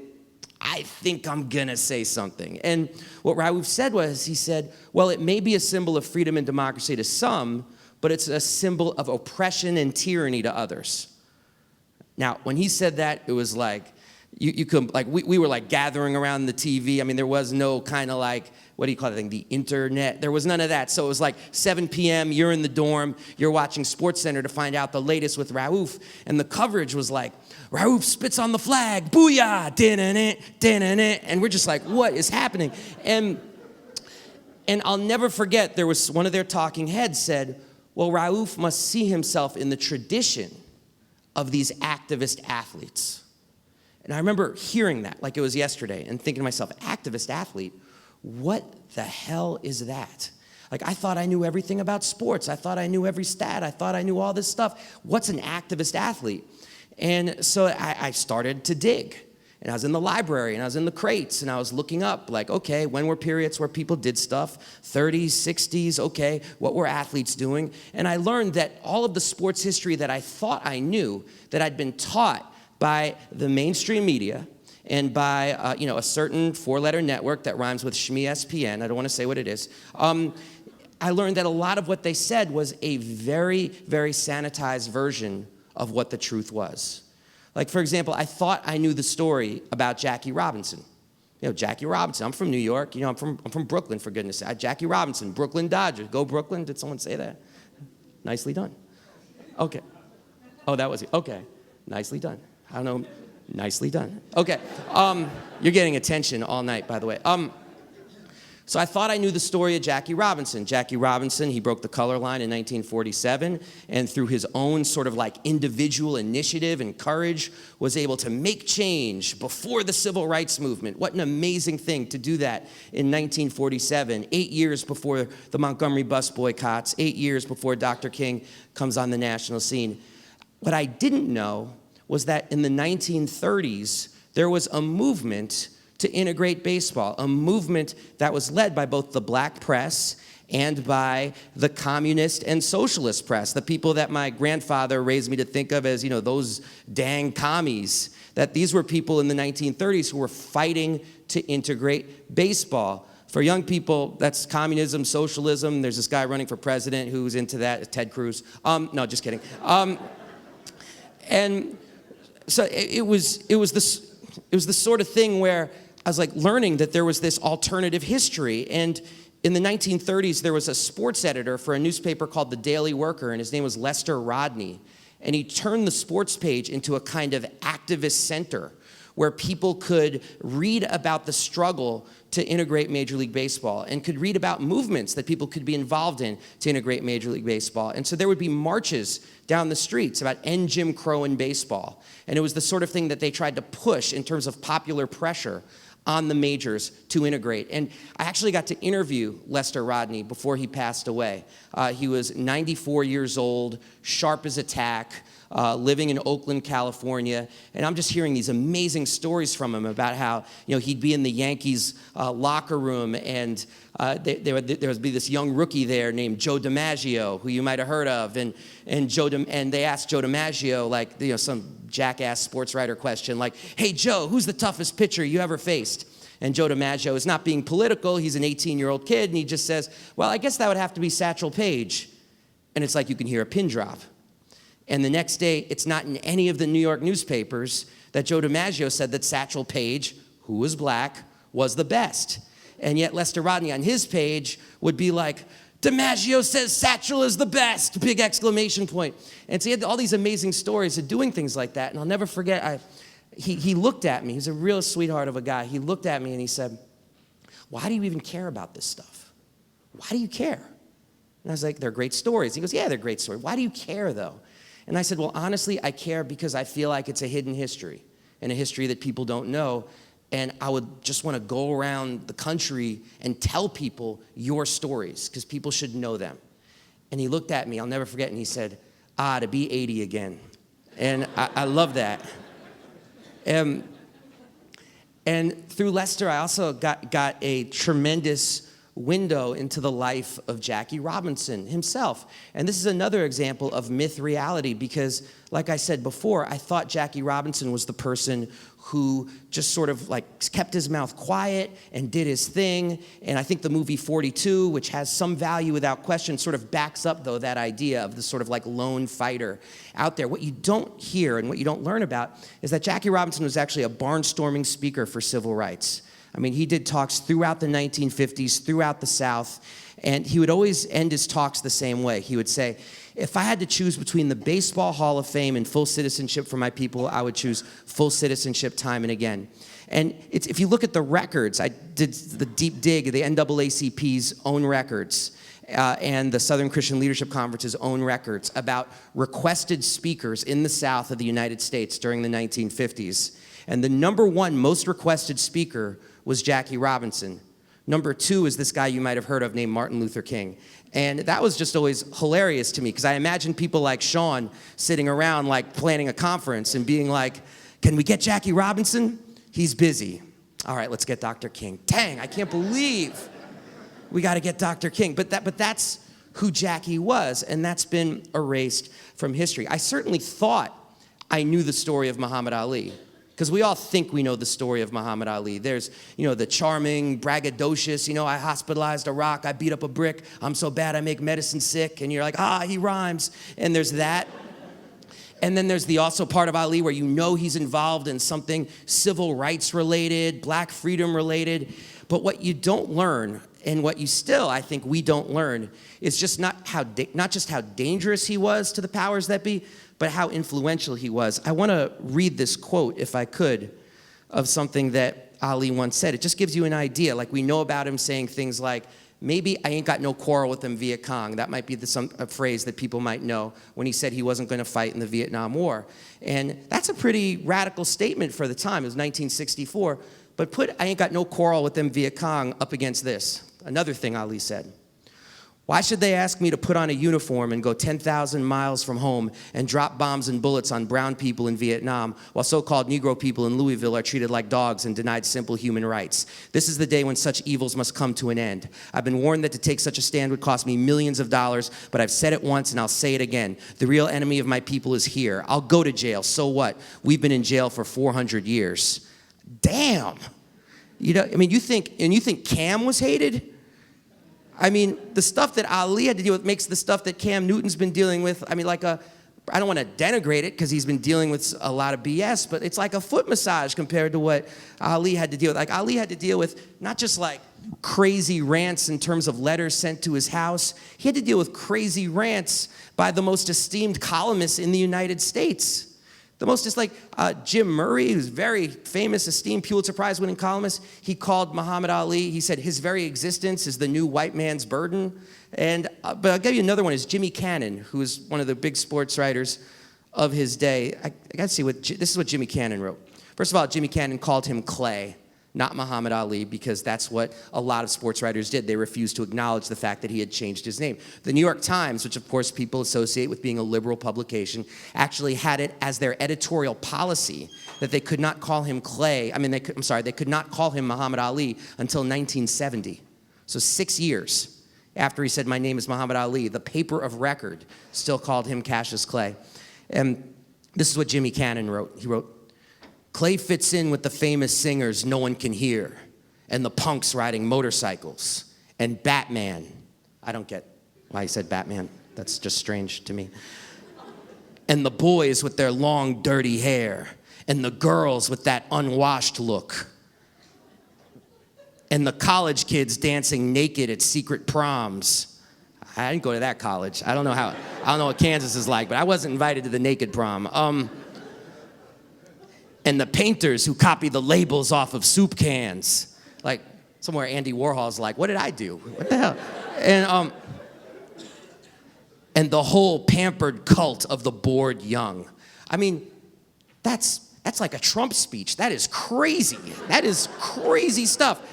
But this was the stuff that Ali had to deal with. But the power of him cannot be overstated. I want to say this again. The power of his influence cannot be overstated. And there have been books written in recent years to say that his power is in fact overstated. That people are blowing up Muhammad Ali out of some sort of liberal guilt because of that his title was taken away from him and that he suffered so much and that he faced prison and all this stuff. No, his power cannot be overstated. I'll give a couple of examples written out of history. The first is people may be familiar with Dr. Martin Luther King's Riverside speech from 1967. It's an absolutely famous speech where Dr. King comes out against the war in Vietnam. Well, earlier that day, Dr. King was pestered by reporters about, why are you coming out against the war in Vietnam? All of King's advisors told him, no, stick to domestic politics. Do not talk about Vietnam. It puts you at risk. Don't do it. Don't do it. And when Dr. King, and it was a huge deal for the anti-war movement when Dr. King turned and connected the civil rights struggle at home with fighting the war abroad. And when Dr. King was asked, why are you doing this? He said, well, it's like Muhammad Ali teaches us, it's all connected. Or another example, Nelson Mandela, for goodness sakes. He said, every time that Muhammad Ali won a fight, the prison walls around me became more thin. And I felt like I could see the outside. Nelson Mandela. I'll give another example, too, as people might be familiar that there was a Black Panthers documentary on PBS earlier this week, to huge acclaim, critically praised. One thing that, I thought it was rather brilliantly done, but two things that it didn't say, which are worth saying, is that Huey Newton, one of the co-founders of the Black Panther Party, had the impetus to try to do that after seeing Muhammad Ali speak on stage with Malcolm X. And Huey P. Newton was done with, as he said later, he said, I'm done with religion, so I'm not going to join the organization they were in, the Nation of Islam. But hearing them made me realize I had to do something. That's one thing. The second thing that wasn't in the documentary is that the use of the panther as a symbol was not first in Oakland, California. It was the previous year. SNCC used it in Lowndes County, Alabama. Lowndes County, Mississippi. Is that what I... Sorry, my bad. Oh, I was right? Oh, I was right. Good. Thank God. Jesus. All right. So the point is, the panther was used in Lowndes County. And so that was their symbol, was the silhouette of a Black Panther. But their slogan under the silhouette was, "We are the greatest." So they took Muhammad Ali's "I am the greatest" and they made it plural. That was his influence, and it was absolutely remarkable. And he inspired people. I want to give one example right here on this campus of someone he inspired. Arguably, and people do make this case, the greatest running back who ever lived went to Kansas. And his name is what? Look at that, Gale Sayers. And I think there's a very compelling case to be made that if you're talking about best at their peak, that Gale Sayers is the greatest person to ever carry a football. Gale Sayers, in 1965, who was inspired by Ali, led a sit-in on this campus to end segregated. In 1965 on this campus, housing was segregated. White people in the dorms, black people in town. 1965. And Gale Sayers was part of a sit-in to change that. And according to one of your local historians who I spoke to today, everybody, like there were sit-ins happening all over the place, but everybody wanted to be at the Gale Sayers sit-in because they were like, okay, if we get arrested with Gale Sayers, we'll at least get out really soon. So I kind of love that story. Another example are the people right behind you right here. And I mean, I think everyone's hands are going to go up, but raise your hand if you've seen this image and know what this is. Yeah, this is the 1968 Olympics. That's Tommy Smith, and that's John Carlos. And I did a book with John Carlos. I don't know if it's available in the back, but like his story is unbelievable, and it's given me, like traveling with him, talking to him, like a lot of knowledge of what went into that moment in 1968 Mexico City. And what people don't know about this is people know this moment, but don't realize that it was a movement called the Olympic Project for Human Rights. Not a moment, but a movement that had been going on for several years. And it was a movement that threatened to boycott the Olympics unless 4 basic demands were met. And the first of those demands was restore Muhammad Ali's title. And they called Muhammad Ali the warrior saint of the black athletes' revolt. So that was demand number 1. Demand number 2 was they wanted Avery Brundage to resign as head of the International Olympic Committee. If you're not a big fan of Adolf Hitler, you're not going to be a big fan of Avery Brundage. Let's just leave it at that. To give you an idea, his nickname among athletes was Slavery Avery. No one calls you that if you're a nice guy. So he was Slavery Avery. They wanted him to leave. The third one was they wanted more black head coaches hired and assistant coaches as well. I think there were 2 on the U.S. track team, actually all of track and field at that time. And their last demand was they wanted South Africa and Rhodesia permanently disinvited from the Olympics because of their apartheid policies. Now, these demands, some of them were actually met, like South Africa was disinvited from '68. It took some of the wind out of the sails. Some people were threatened, so they went ahead with going to the Olympics. They didn't go ahead with the boycott, although one person did go ahead with the boycott. His name was Lou Alcindor. You might know him better as Kareem Abdul-Jabbar, another thing that isn't usually discussed when people talk about Kareem. And so these guys come to the Olympics and they're like, okay, we're not doing the boycott, but we got to do something. So they brought gloves that they would wear on the platform and raise them high. They brought beads that they were going to wear around their necks, and you could sort of see the beads from this angle. And the beads were to represent the history of lynching in the United States. They're also wearing Olympic Project for Human Rights buttons, and they made a plan that they were going to take off their shoes. If you look at that, those are their socks that they're wearing, and it was going to be a symbol of poverty, not just black poverty, but poverty throughout the United States and the need to address poverty. And that part's important too, because as John Carlos always said to me, he said, we didn't raise our fists for black power, we raised our fists to say power to the people. And when people try to make it about black power instead of about human rights, it's also a way to, this is what John said to me, to make white people, Latino people feel like that this movement isn't for them too, when human rights should be a movement for everybody. And it's kind of a beautiful thing, but it's distorted rather dramatically. And so they brought all these things and they had this big plan, but what did they have to do first? They had to win. It would have sucked if they'd come in like 9th, right? And they were like, oh man, we brought these beads. What are we doing? And this is where, and we talked about this in Sean's class today, but this is why people got to go to YouTube like after this and check out the actual footage of the race. Because this is where I think you have one of the most amazing acts of athletic daring do ever.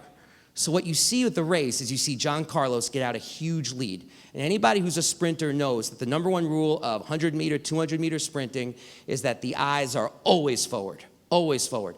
And John Carlos is running, and he's constantly looking back for Tommy Smith. Like, where is he? Where is he? Because it doesn't work unless they're both up there. And they were so confident they'd come in first and second. But he's looking for Tommy. Tommy said he was hurt before the race. So it's like, where is he? Where is he? As John said to me, he said one of the things he just hissed through his mouth, he says, come on, Tommy, stop bullshitting. And as they're running, and so of course they run, Tommy gets what he called his Tommy legs, which is a big kick at the end. John keeps looking at him and only noticed at the very end that he got nipped at the last second for the silver. And it's worth saying something about this guy, because you might look at him and think like, oh, that's Forrest Gump. You know, just like this guy who's standing there and it's like, oh, wow, history, how fascinating. No, but his name was Peter Norman. He was an Australian runner, and he felt this in his bones. He felt this deeply, and he is also wearing a button that says Olympic Project for Human Rights. He passed away way too young at the age of 66, and you could go online, if you Google it, you'll see it. The two lead pallbearers at his funeral in Australia, Tommy Smith and John Carlos, both at the front with the coffin. And as John says, Peter, my brother for life, because they lived through this together. And that's part of the story, but then there's even a bigger part of the story, which is afterwards. Because then what do they got to do? Now's the moment where they got to do their thing. And they're walking to the medal stand. And Tommy looks at John and he says, what happens if we get shot on the medal stand? And that might sound a little like, oh, that's, a little fantastical, but think about the year this was. This is 1968. Dr. King, murdered by an assassin's bullet. Robert Kennedy, murdered by an assassin's bullet. Before these Olympics even happened, days before they happened, hundreds of Mexican students and workers killed in what's known in Mexico as the massacre of Tlatelolco Square. And they're aware of all of this as they're going up to the medal stand. So he looks at John and he says, what happens if we get shot? And John looks at him and he says, well, we're trained to listen for the gun. And we're fast, so let's give it a try. So they get up there, they raise their fists, and as John said to me, he said, when we got up there, raised our fists, it was so quiet in there. These are his words. He said, you could have heard a frog piss on cotton. That's how quiet it was. And then the boos started. People started throwing garbage at them, and that led to a long period of exile for them and a long period of pain that took decades before they were eventually re-embraced by the sports community. And they would also argue that they haven't been fully embraced by any stretch. But the other thing that they'll say, and trust me, if John Carlos was here, he would say this with his hand on his heart. He says, I have no regrets. The people who have regrets are the people who were there with us in Mexico City and chose to do nothing. Those are the people who have regrets. And let me tell you something. When he says that in front of an audience, people are like, wow. That's awesome. Now, Obviously, one of the things that I'm trying to get across is that I don't know if any people here are teachers or want to be teachers. Everybody should, I think, consider themselves a teacher, whether you are or not, is I think sports are an incredible way to tell the story of racism in this society and its history of it, and a way to connect with people in a way where maybe they would otherwise tune out and not listen. And that certainly goes for women in sports too. And I could do a whole talk about whether it's about women or LGBT people and the ways in which like efforts to be included in the world of sports has had a ricochet effect on the broader society that's utterly profound. And I'd be so remiss, though, if I didn't say something about women's sports, because it is so important. Now, people, I'm sure, are aware that early African Americans, when sports were first professionalized for African American men, reality was segregation. You played in Negro-only leagues. For women, it was you're not allowed to play at all. And this was something that was absolutely wild, because when in a rural type situation, women were always playing, little girls, boys playing all over the place. Yet when sports become professionalized, when it starts being put in the collegiate ranks, the only sports that were really available for women were, really more upper class sports. There was horse riding, there was golf, which, as we discussed, not a sport, and there was tennis. But even tennis was ridiculously screwed up at this time. Like, just to give people a sense about tennis, like, have you ever wondered why women's tennis is best of 3 sets and men's tennis is best of 5? Like, the root of that? Because women's tennis was best of 5 sets at the late 19th, early 20th century. But they had to play in corsets, actual corsets. And women were passing out on the court. And so the people who were in charge of Wimbledon, which was the crown jewel tournament, they get together and they say, okay, what are we going to do about this? Women are passing out. We can't have someone die on center court. Should we get rid of the corsets? No, let's keep the corsets, but let's make it best of 3 sets instead of best of 5. That way there's less chance that they'll die. And that's why it's best of 3 sets. And there was actually, it was that way until I think it was like the 1920s, where a 15-year-old named Lottie Dodd, who got a corset exemption because of her age, like tearfully begged the organizers and said, my opponents would have been so much more able if, like me, they had the capacity to breathe, which is a pretty, pretty thing that's great, I think, true. But the thing was, like, everything was lined up against women playing. Talking about church, politics, the Journal of American Medicine, all this, and it's crazy when you look at it. It's like this absolutely twisted sense of female sexuality judged by men. Because women who play sports, what's going to happen to you? Well, you're going to be a hooker or you're going to be a lesbian. One of those things is going to happen if you play sports. And it's like, okay, it's just this idea of fear about how sports could actually unleash the sexuality of women. And just to give an idea that, I want to read this thing. This was in a very popular publication in the late 19th century called the American Christian Review. And they diagrammed the 12-step downfall of any woman who dared engage in the sinful world of croquet. And it truly is a slippery slope. So it goes like this. 1, social party. 2, social and play party. 3, croquet party. 4, picnic and croquet party. 5, picnic, croquet, and dance. 6, absence from church. I don't know why you're not going to church. I'm sorry. 7, immoral conduct. 8, exclusion from the church. 9, this one's my favorite, more croquet. It's like, you got more time. You can't go to church. 10 is poverty. That's a leap. 11, shame and disgrace. 12, ruin. And you thought it was just croquet. Now, but then an invention took place that actually changed the entire relationship of women to sports, and that was the bicycle. Because you can't exactly ride a bicycle in a corset or a hoop skirt. It provides freedom of movement. It provides exercise. And it was so significant at its time that there are quotes from like Susan B. Anthony saying, the invention of the bicycle did more than I ever could for women's liberation. Or Elizabeth Cady Stanton, who said, when we finally win the vote, we're going to go to the booths riding bicycles. And so there's like this whole sense that like, oh my God, liberation because of this bicycle. So appreciate your bicycle if you're riding it, please. But the Journal of American Medicine responded heroically to this, to defend the honor of women, by saying that if women did ride bicycles, they'd be subject to a malady called the bicycle face. This is real. Doctors wrote this. They said for women who ride bicycles, they will be afflicted with, quote, a protruding jaw, wild staring eyes, and a strained expression. So basically, you ride a bike, you're Dick Cheney. It's a terrible thing. Sorry, like all these little comments. All right. And if you look at the history of the 20th century, it's like women, it's fascinating when you look at women's sports because it's always a social question. So like there are ways in which women were actually more advanced in sports in the early 70s than they are today by certain metrics like coverage and participation. And that has to do, first of all, with Title IX legislation, which changed the number of women who play sports from roughly 1 out of 33 to 1 out of 3. Young girls had access to sports because of this legislation. And Title IX was completely a product of the fact that you had a mass women's liberation movement in this country. Like you can't separate one from the other.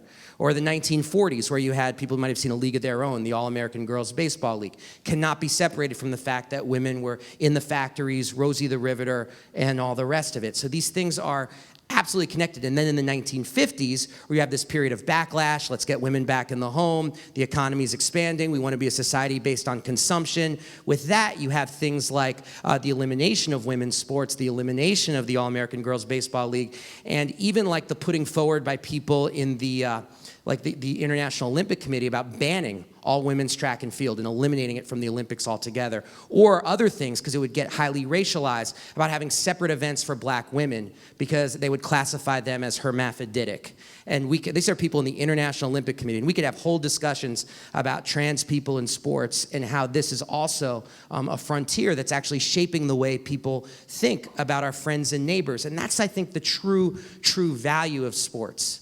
And the other thing that's a true value is that it's absolutely, positively a living history. You know, Faulkner said the past isn't dead, it's not even past. And we are at a time right now where you have this new generation of athletes who are trying to use their hyper-exalted, brought to you by Nike platform to actually do something about the world. And that's why what's happening at Missouri is something that is both very exciting and also really pisses me off. I am pissed off at Missouri. I'm not just saying that because I'm in Kansas. I mean, if my hosts weren't so great, I would say F Missouri a million times. I'm pissed off at Missouri because last night there was like this live streaming of a thing in the Missouri State House where the chancellor over at Missouri, the interim chancellor, he talked about their former coach, Gary Pinkel, who stood with the players when they decided to go on strike. They agreed to go on strike against racism on their campus. And Gary Pinkel stood with them. Then Gary Pinkel said he had Hodgkin's lymphoma, and they bought out the rest of his contract. They basically shamed and embarrassed Gary Pinkel by saying, yeah, well, they basically said, well, we fired him. And we fired him because he was too tight with the players on that strike thing. And by the way, there's now a no strike clause in our scholarship agreement and in the agreements with the coaches. So we're talking, to be expected, I think, but total backlash. So why has the backlash been so hard? And why does the Missouri thing resonate so much, not just with me, but people who care about these issues around the country? Because Missouri, the black population on campus is about 7.7%. And I know every campus has issues that are strong that have to deal with race. I also think that we should be clear that there are greater and lesser evils at different campuses. Like it's better at this campus for black students than this campus because people do actual movement work to make it better on those campuses. I went to Missouri, I interviewed people, I talked to people. Missouri is really bad. I mean, we're talking about decades at Missouri of black students trying to be heard and not being heard. There's a joke at Missouri, which is, how does an administrator say F you? The answer, thank you for your input. And it's this idea that you say something and you're trying to be heard and people just they're just like, wow, that's really interesting, and no one cares what you have to say. And when you're 7.7% of the school's population, that's not necessarily the kind of social weight that can get things done if there are people in administration who don't want to hear what you have to say. 7.7%, remember that number.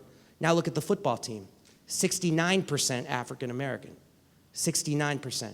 So when the football team said, we're not going to play, all of a sudden, thank you for your input doesn't work. And it doesn't work because if they don't play against BYU that week, the school has to forfeit $1 million. And guess how much the school president makes a year? $450,000.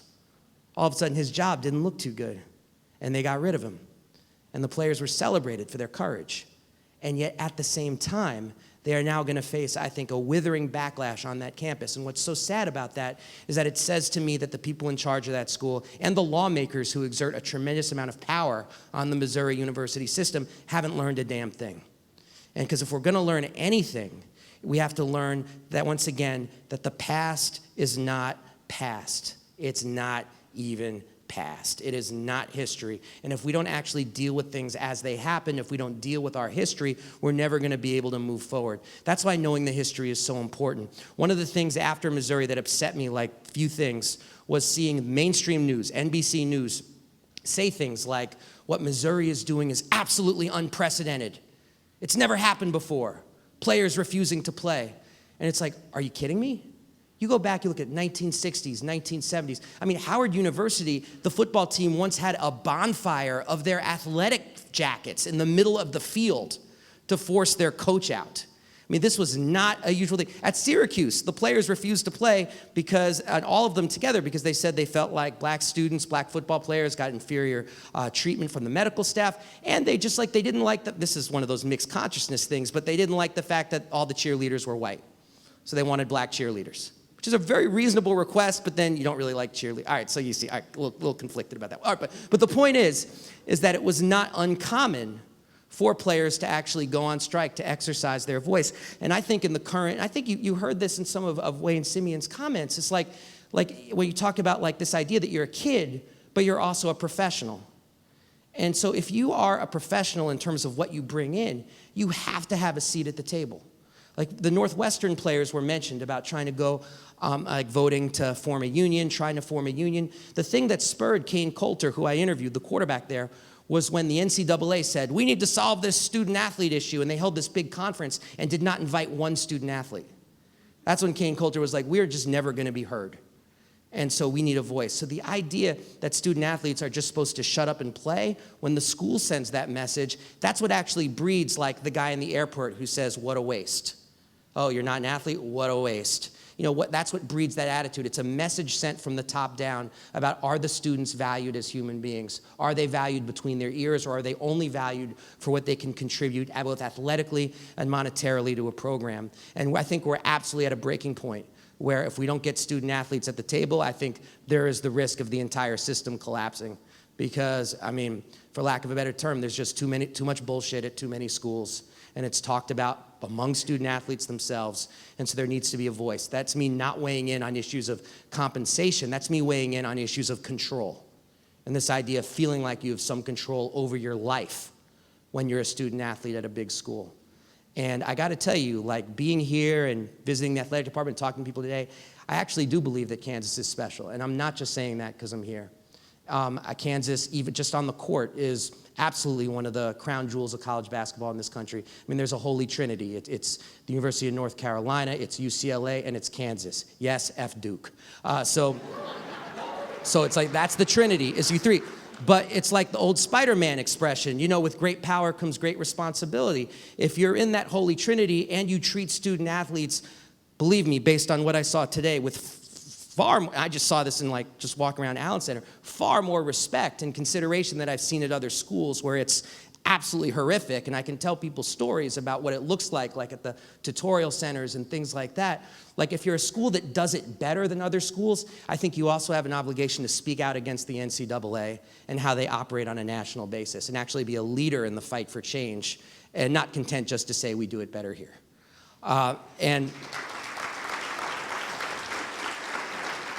And I think if we know the history of this kind of struggle, it actually makes it so much easier to take these kinds of fights forward, because we realize that we're not just creating the wheel, but we're actually standing on the shoulders of giants. Because I really do stand with the phrase of one of the great historians of this country, Howard Zinn, who said, I study history not because I want to know more about the past, but because I want to change the future. So thank you very much. I appreciate your time. Oh. Talk to me.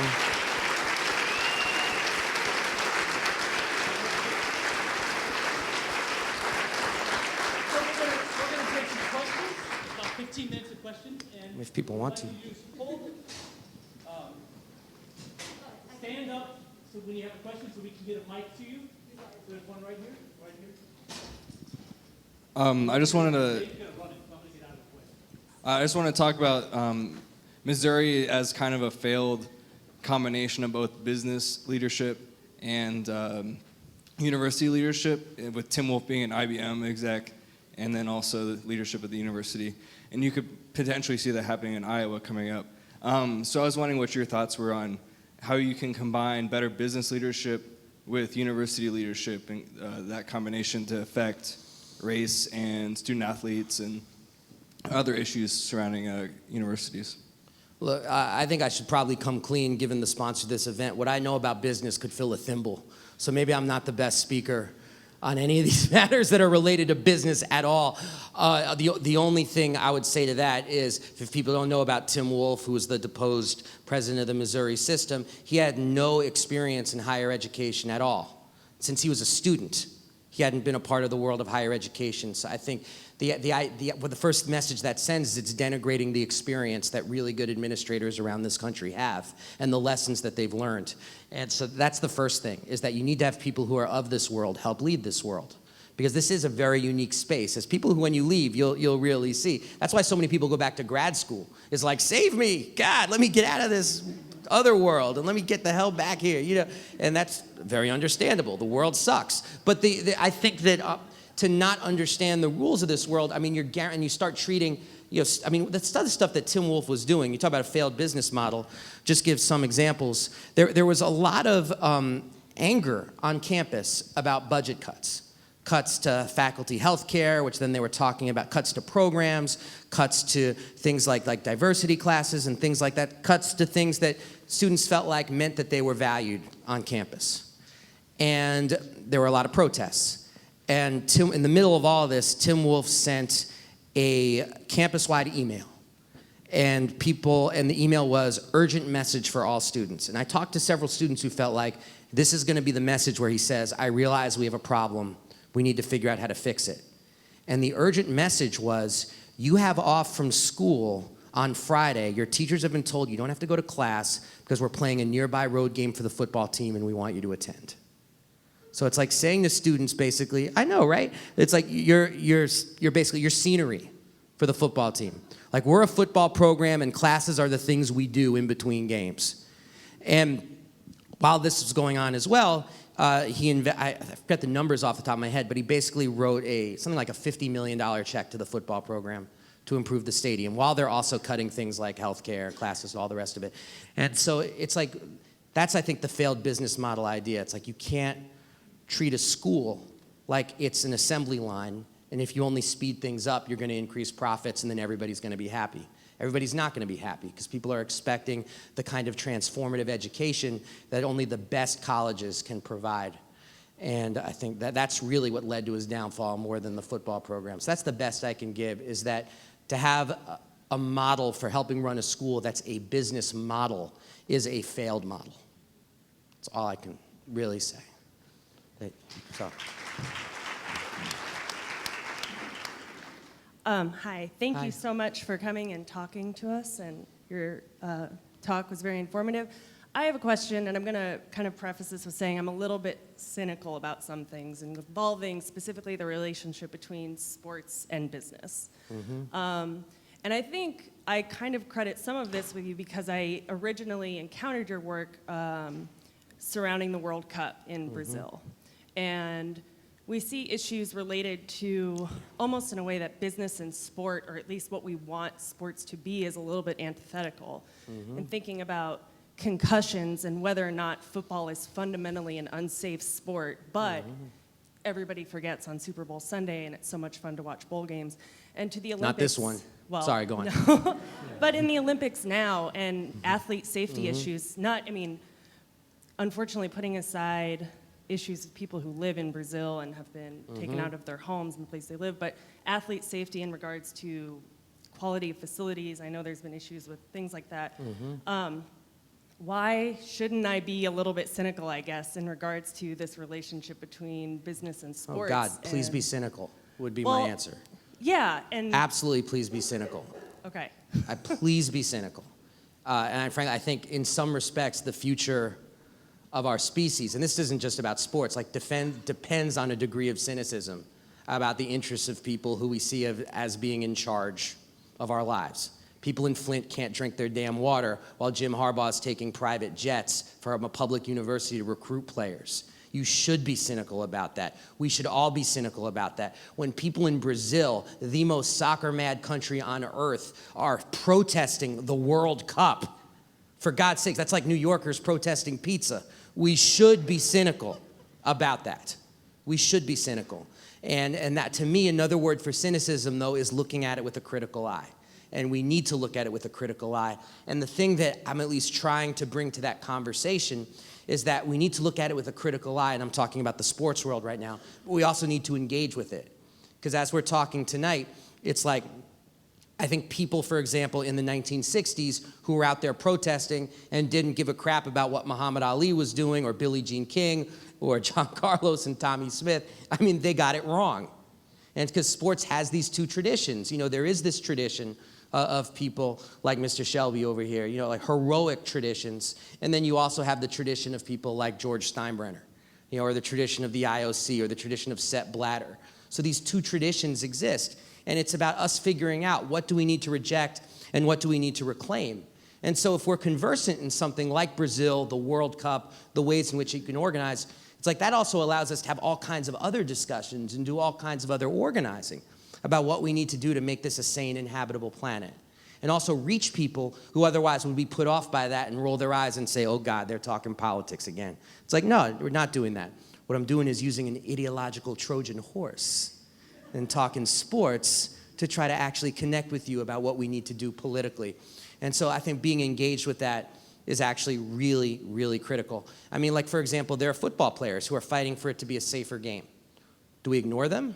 Or do we try to actually work with them because we care about whether or not our kids should or should not play? I mean, all of this stuff, I think, is very connected. And this is why I really do believe that it's a little bit corny, but I do believe that sports is like a hammer. And you could use a hammer to build your house, or you can use a hammer to bash yourself over the head until you're unconscious, you know? And so it's all about how we try to use these tools at our disposal.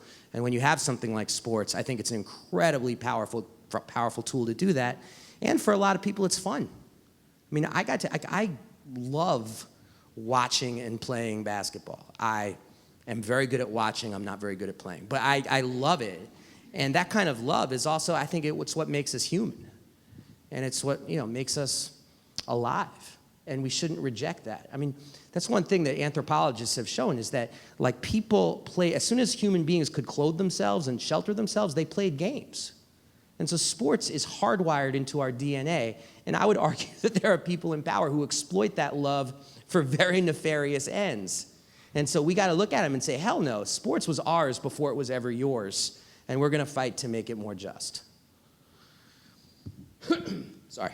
Hi, I really enjoyed your talk. My name is Tony Bolden, and you had mentioned Satchel Paige. And so many years ago, I read a book by, there was sort of a collection of all these different Negro League players and managers. And what was interesting and ironic about what you said about Satchel Paige and Joe DiMaggio, so whereas DiMaggio says he was the best that he ever faced, those Negro League players did not feel that Paige was the best pitcher. He had the best fastball, but there were other pitchers they thought were actually better. So if you think about sports as a metaphor for society in terms of wasted talent, in terms of the things that people can do technologically, you know, in terms of Jim Crow, what are the implications of that? You know what I'm saying? Does that make sense?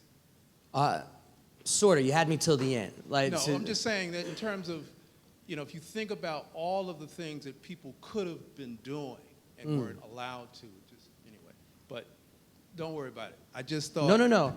It's interesting because you remind me just something that I heard Cornel West say, and it was so important. Like particularly in the first part of the 20th century, with so many avenues closed to Black Americans, where were the opportunities to actually show excellence? And it was entertainment and sports. Yet entertainment was refracted through the lens of step and fetch it and mockery. And a lot of those step and fetch it type performers actually were brilliant in terms of what they were able to do, but it had to be done through a lens that was about denigration. And the Negro Leagues, by contrast, and athletes like Jack Johnson, were able to show excellence in a different kind of way. As Kareem said to me, Kareem, that's a stupid name drop, I'm sorry. I interviewed Kareem Abdul-Jabbar, it was great, and I asked him about Jackie Robinson, and he said, the thing about that generation of athletes is that they taught a lot of white people not to be racist. And there can be an element where we overstate that, because we should never confuse iconography with progress, and the idea that just because a kid will put Michael Jordan on his wall, that means he's not racist. We shouldn't confuse those things, but we also shouldn't denigrate what that can actually do for somebody, to like a young white kid who was taught one thing about people who are different than him or her, and then they're actually cheering for somebody on a field. And for someone like Satchel Paige, I mean, he really was transformative for a lot of the people who saw him play, because he was able to dominate. And to have someone like Joe DiMaggio say that, and to have other players say that, and I agree with you about Paige not necessarily being the best, that's absolutely true, but part of Paige's genius was this idea of self-promotion, where he would then be the guy who'd be chosen to play against the major leaguers in the exhibition games, because he became an attraction unto himself. So it was a very tricky ground that they had to navigate to be able to showcase that excellence. And it's one that still matters a lot, a great deal. Like I was saying this in professor's class earlier today, that I was in this debate on ESPN with a writer I really respect named LZ Granderson, and we were asking the question, do we even still need activist athletes? And LZ said, I would argue we don't, because we have a black president, we have a black attorney general, we have black people in power, and this idea that kids should look up to athletes is destructive. And what I said is, like, I disagree.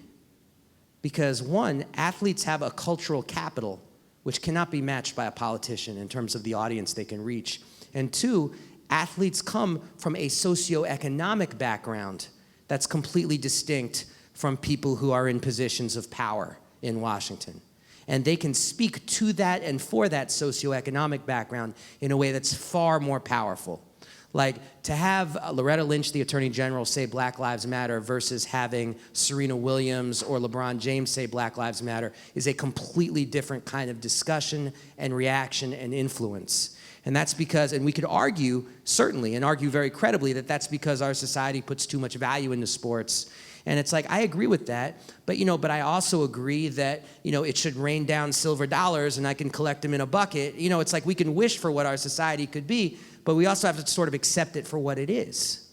And as long as athletes do have that power, and as long as they are role models, I would much rather have them role modeling civic engagement and caring about your community than buy this powdered drink crap or wear these sneakers.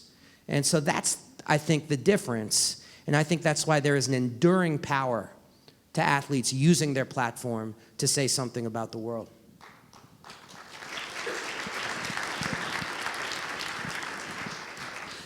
Given the backlash that Missouri is seeing around the athletic issue, and in general, the backlash that you often see conservative state legislators directing toward what they perceive as liberal universities, what are the implications or lessons that you think the athletes involved in Missouri or elsewhere are learning from this, or what do you see as the long-term implications? That's a great question. What's your name? Brenda. Thank you, Brenda. That was a great question, because I even should have said that when I was talking, because one of the things about traveling is you can talk to athletes in other places, and the couple things I would say is that, one, make no mistake about it, whether it's because of social media, whether it's because of Twitter, what have you, it's a discussion everywhere. So what happened in Columbia, Missouri, just like what happened in a small town called Ferguson, Missouri, had reverberations not just across the country, but across the world. What those football players chose to do in Columbia, Missouri, had reverberations. And one of the things it started was a discussion of, are we too isolated on this campus? Because one of the things that Professor said earlier and the panel said earlier, which is true, is that it is a different existence for a typical black student versus a black student athlete. And so you talk to a lot of the Missouri players, like they'll say, like, I've never experienced racism on campus, but I couldn't ignore the fact that every person I talked to who wasn't an athlete had. And so this discussion starts of like, are we too isolated? Do we know what's happening on campus? And among students, I gotta tell you this, who aren't athletes, there's another discussion which is really interesting, which is, are we too dismissive of the minds of athletes?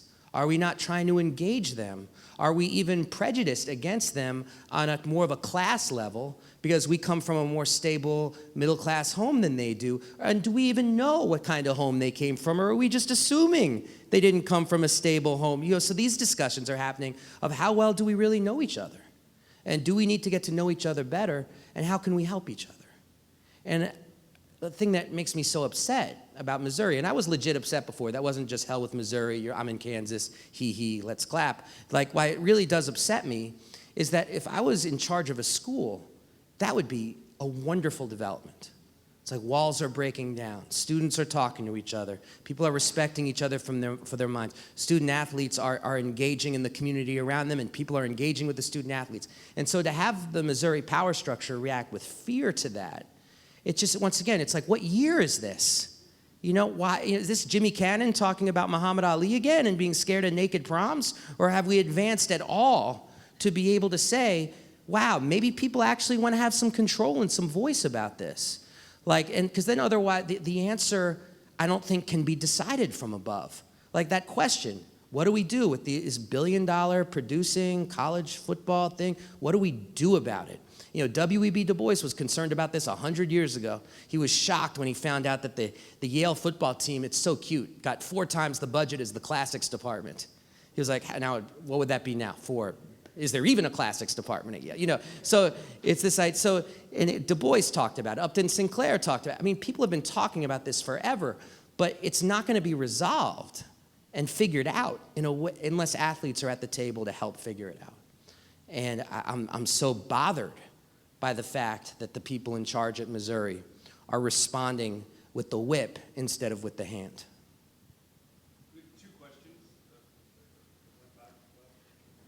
Hi. I just wanted to say I teach in the Missouri system, and we academics and professors there are also very upset about what's happening. I'm good friends with a lot of y'all. I love you. Yes. Go on. Yeah, well, rock chalk. Like, don't get me wrong. No. Don't hold it against me in the fact that teachers I are teach in super Missouri. brave at Missouri. I should have even said that explicitly, that they've been terrific through this. But go ahead. I'm sorry. Well, I wanted to know if you could speak to, you brought up Cam Newton. So Brought up what? I'm sorry? You brought up Cam Newton Yeah. in your talk. To discuss the way in which, I read an article right after the Super Bowl that the title of it was From Superman to Boy. Ugh. And talking about kind of the way that Cam Newton was represented in the media, and how is it that we talk about these athletes. I mean, I think about Cam Newton, I think about Richard Sherman, I think about the way that as soon as a black athlete becomes, quote, like a troublemaker, that therefore he goes from Superman to boy. So I was wondering if you could speak to that. Yeah, there are a lot of people in this country who seemed and a lot of sports writers who seemed way over-invested in seeing Cam Newton fail. And I wrote about it a lot, and it was a very disgusting spectacle to see. Because even things that they ascribed to him weren't true. Like saying things like, oh, he's all about sports, he doesn't care about education. It's like, oh, he went back and got a degree. Oh, he's a terrible father. It's like, what do you do? Or he has all these kids, he has one kid. You know, it's like these things that it's just like it was out of control. Or the best, it's kind of famous, was the letter sent in to the Charlotte Observer saying that, like he does pelvic thrusts in the end zone. And it's kind of, what, is this Elvis? I mean, what are you talking about? And the thing that, there's no more precarious position in the sports landscape than to be seen as cocky and black. And the definition of cocky is a very racialized, effed up definition. because it could mean somebody who just says, I am the greatest, or it could mean Richard Sherman who says, you know what, we need justice in these streets. Oh, look at that cocky Richard Sherman, you know? So it's used as a way to shut people down and shut people up for trying to speak. And I think the NFL polices its players like no other league. And they do it in a way that's pretty brutal. And we talked about it in the class before. It's like it's a means to an end of why Cam Newton was attacked so much. It's very connected to the very economic structure of pro football. Because it's not that the people who run football are racist and they don't like black people, although one could be forgiven looking at head coaching jobs and to think that. It's what it's really about is they are marketing a league based on violence and based on shortened life expectancies. And if people get too attached to a Cam Newton and his next play is his last, you're messed up. That's why in Professor's class today, we went around, we asked 50 students, it's like, how many people watched the Super Bowl? Everybody raised their hand. Went around and said, if you could interview any athlete, who would you interview? There were like 4 football players, and one of them was OJ, so that doesn't count. You know, so it's like people don't think, I want to talk to a football player, because the football players themselves, their silence is so policed. And it's policed because any play could be their last. And I think you can't separate people's anger at Cam's quote-unquote cockiness with this idea that he actually has the power, I think, to change the game. And I think that scares the hell out of him, that he would usher in, because football's a copycat league, young to old, and like from the managements to little kids. And the idea that he would usher in a new template, just like Odell Beckham is, about how you should look, how you should act, that scares the old guard because they fear for the future of the sport.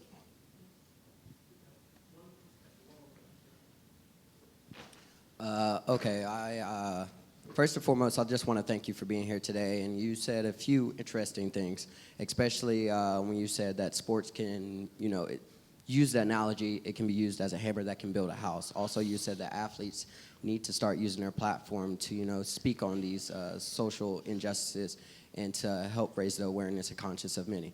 So before I say my questions, I just want to get a few things straight, that we all know that the KU Athletic Department is one of the most influential and followed parts of KU, not only here on our KU campus, but also around the world for people that follow KU athletics. So one of my questions is directly straight to Dr. Zinger sitting in the front row, and then my next question is to you, Mr. Zirin.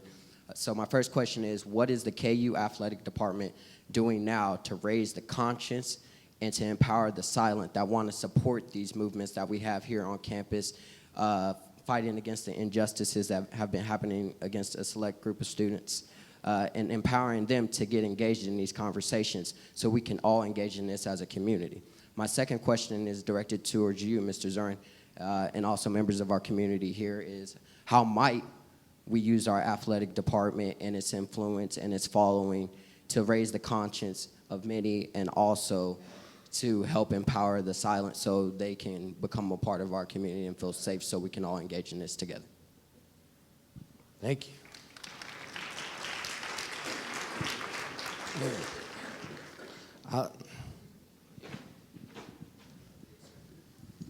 Thank you. I would say first and foremost, you answer any question like that humbly. You engage in conversations like this where you stand before others and let there be free conversation. You follow the leadership of those in and amongst your own community through the graciousness of our chancellor. She's given Dean Neely and me the opportunity to serve on the DEI committee, of which I feel like I'm as much of a follower as a leader. I've learned through that committee and others, there is so much more to learn, so many voices to be heard. And my role, I have to be careful what my role is. It begins with our student athletes, and I let them speak to that. And the diversity conversations that we've been having for several years and continue to have. And so I really stand on their shoulders and would ask them to answer that beyond anything that I could. But you only answer it humbly and honestly. And you have to be careful of glib quotes and adages and whatnot. I try to live, as many of us were brought up in this room, to treat others as we want to be treated. But that only goes so far too, right? It's about conversations. And I could visit with you more and more and more. I believe with our student athletes, Raven and others can speak to this, there's an open door. And they're welcome to come in anytime. They being any student athlete, staff member, coach who has a question or concern, and they do, and I'm grateful for it.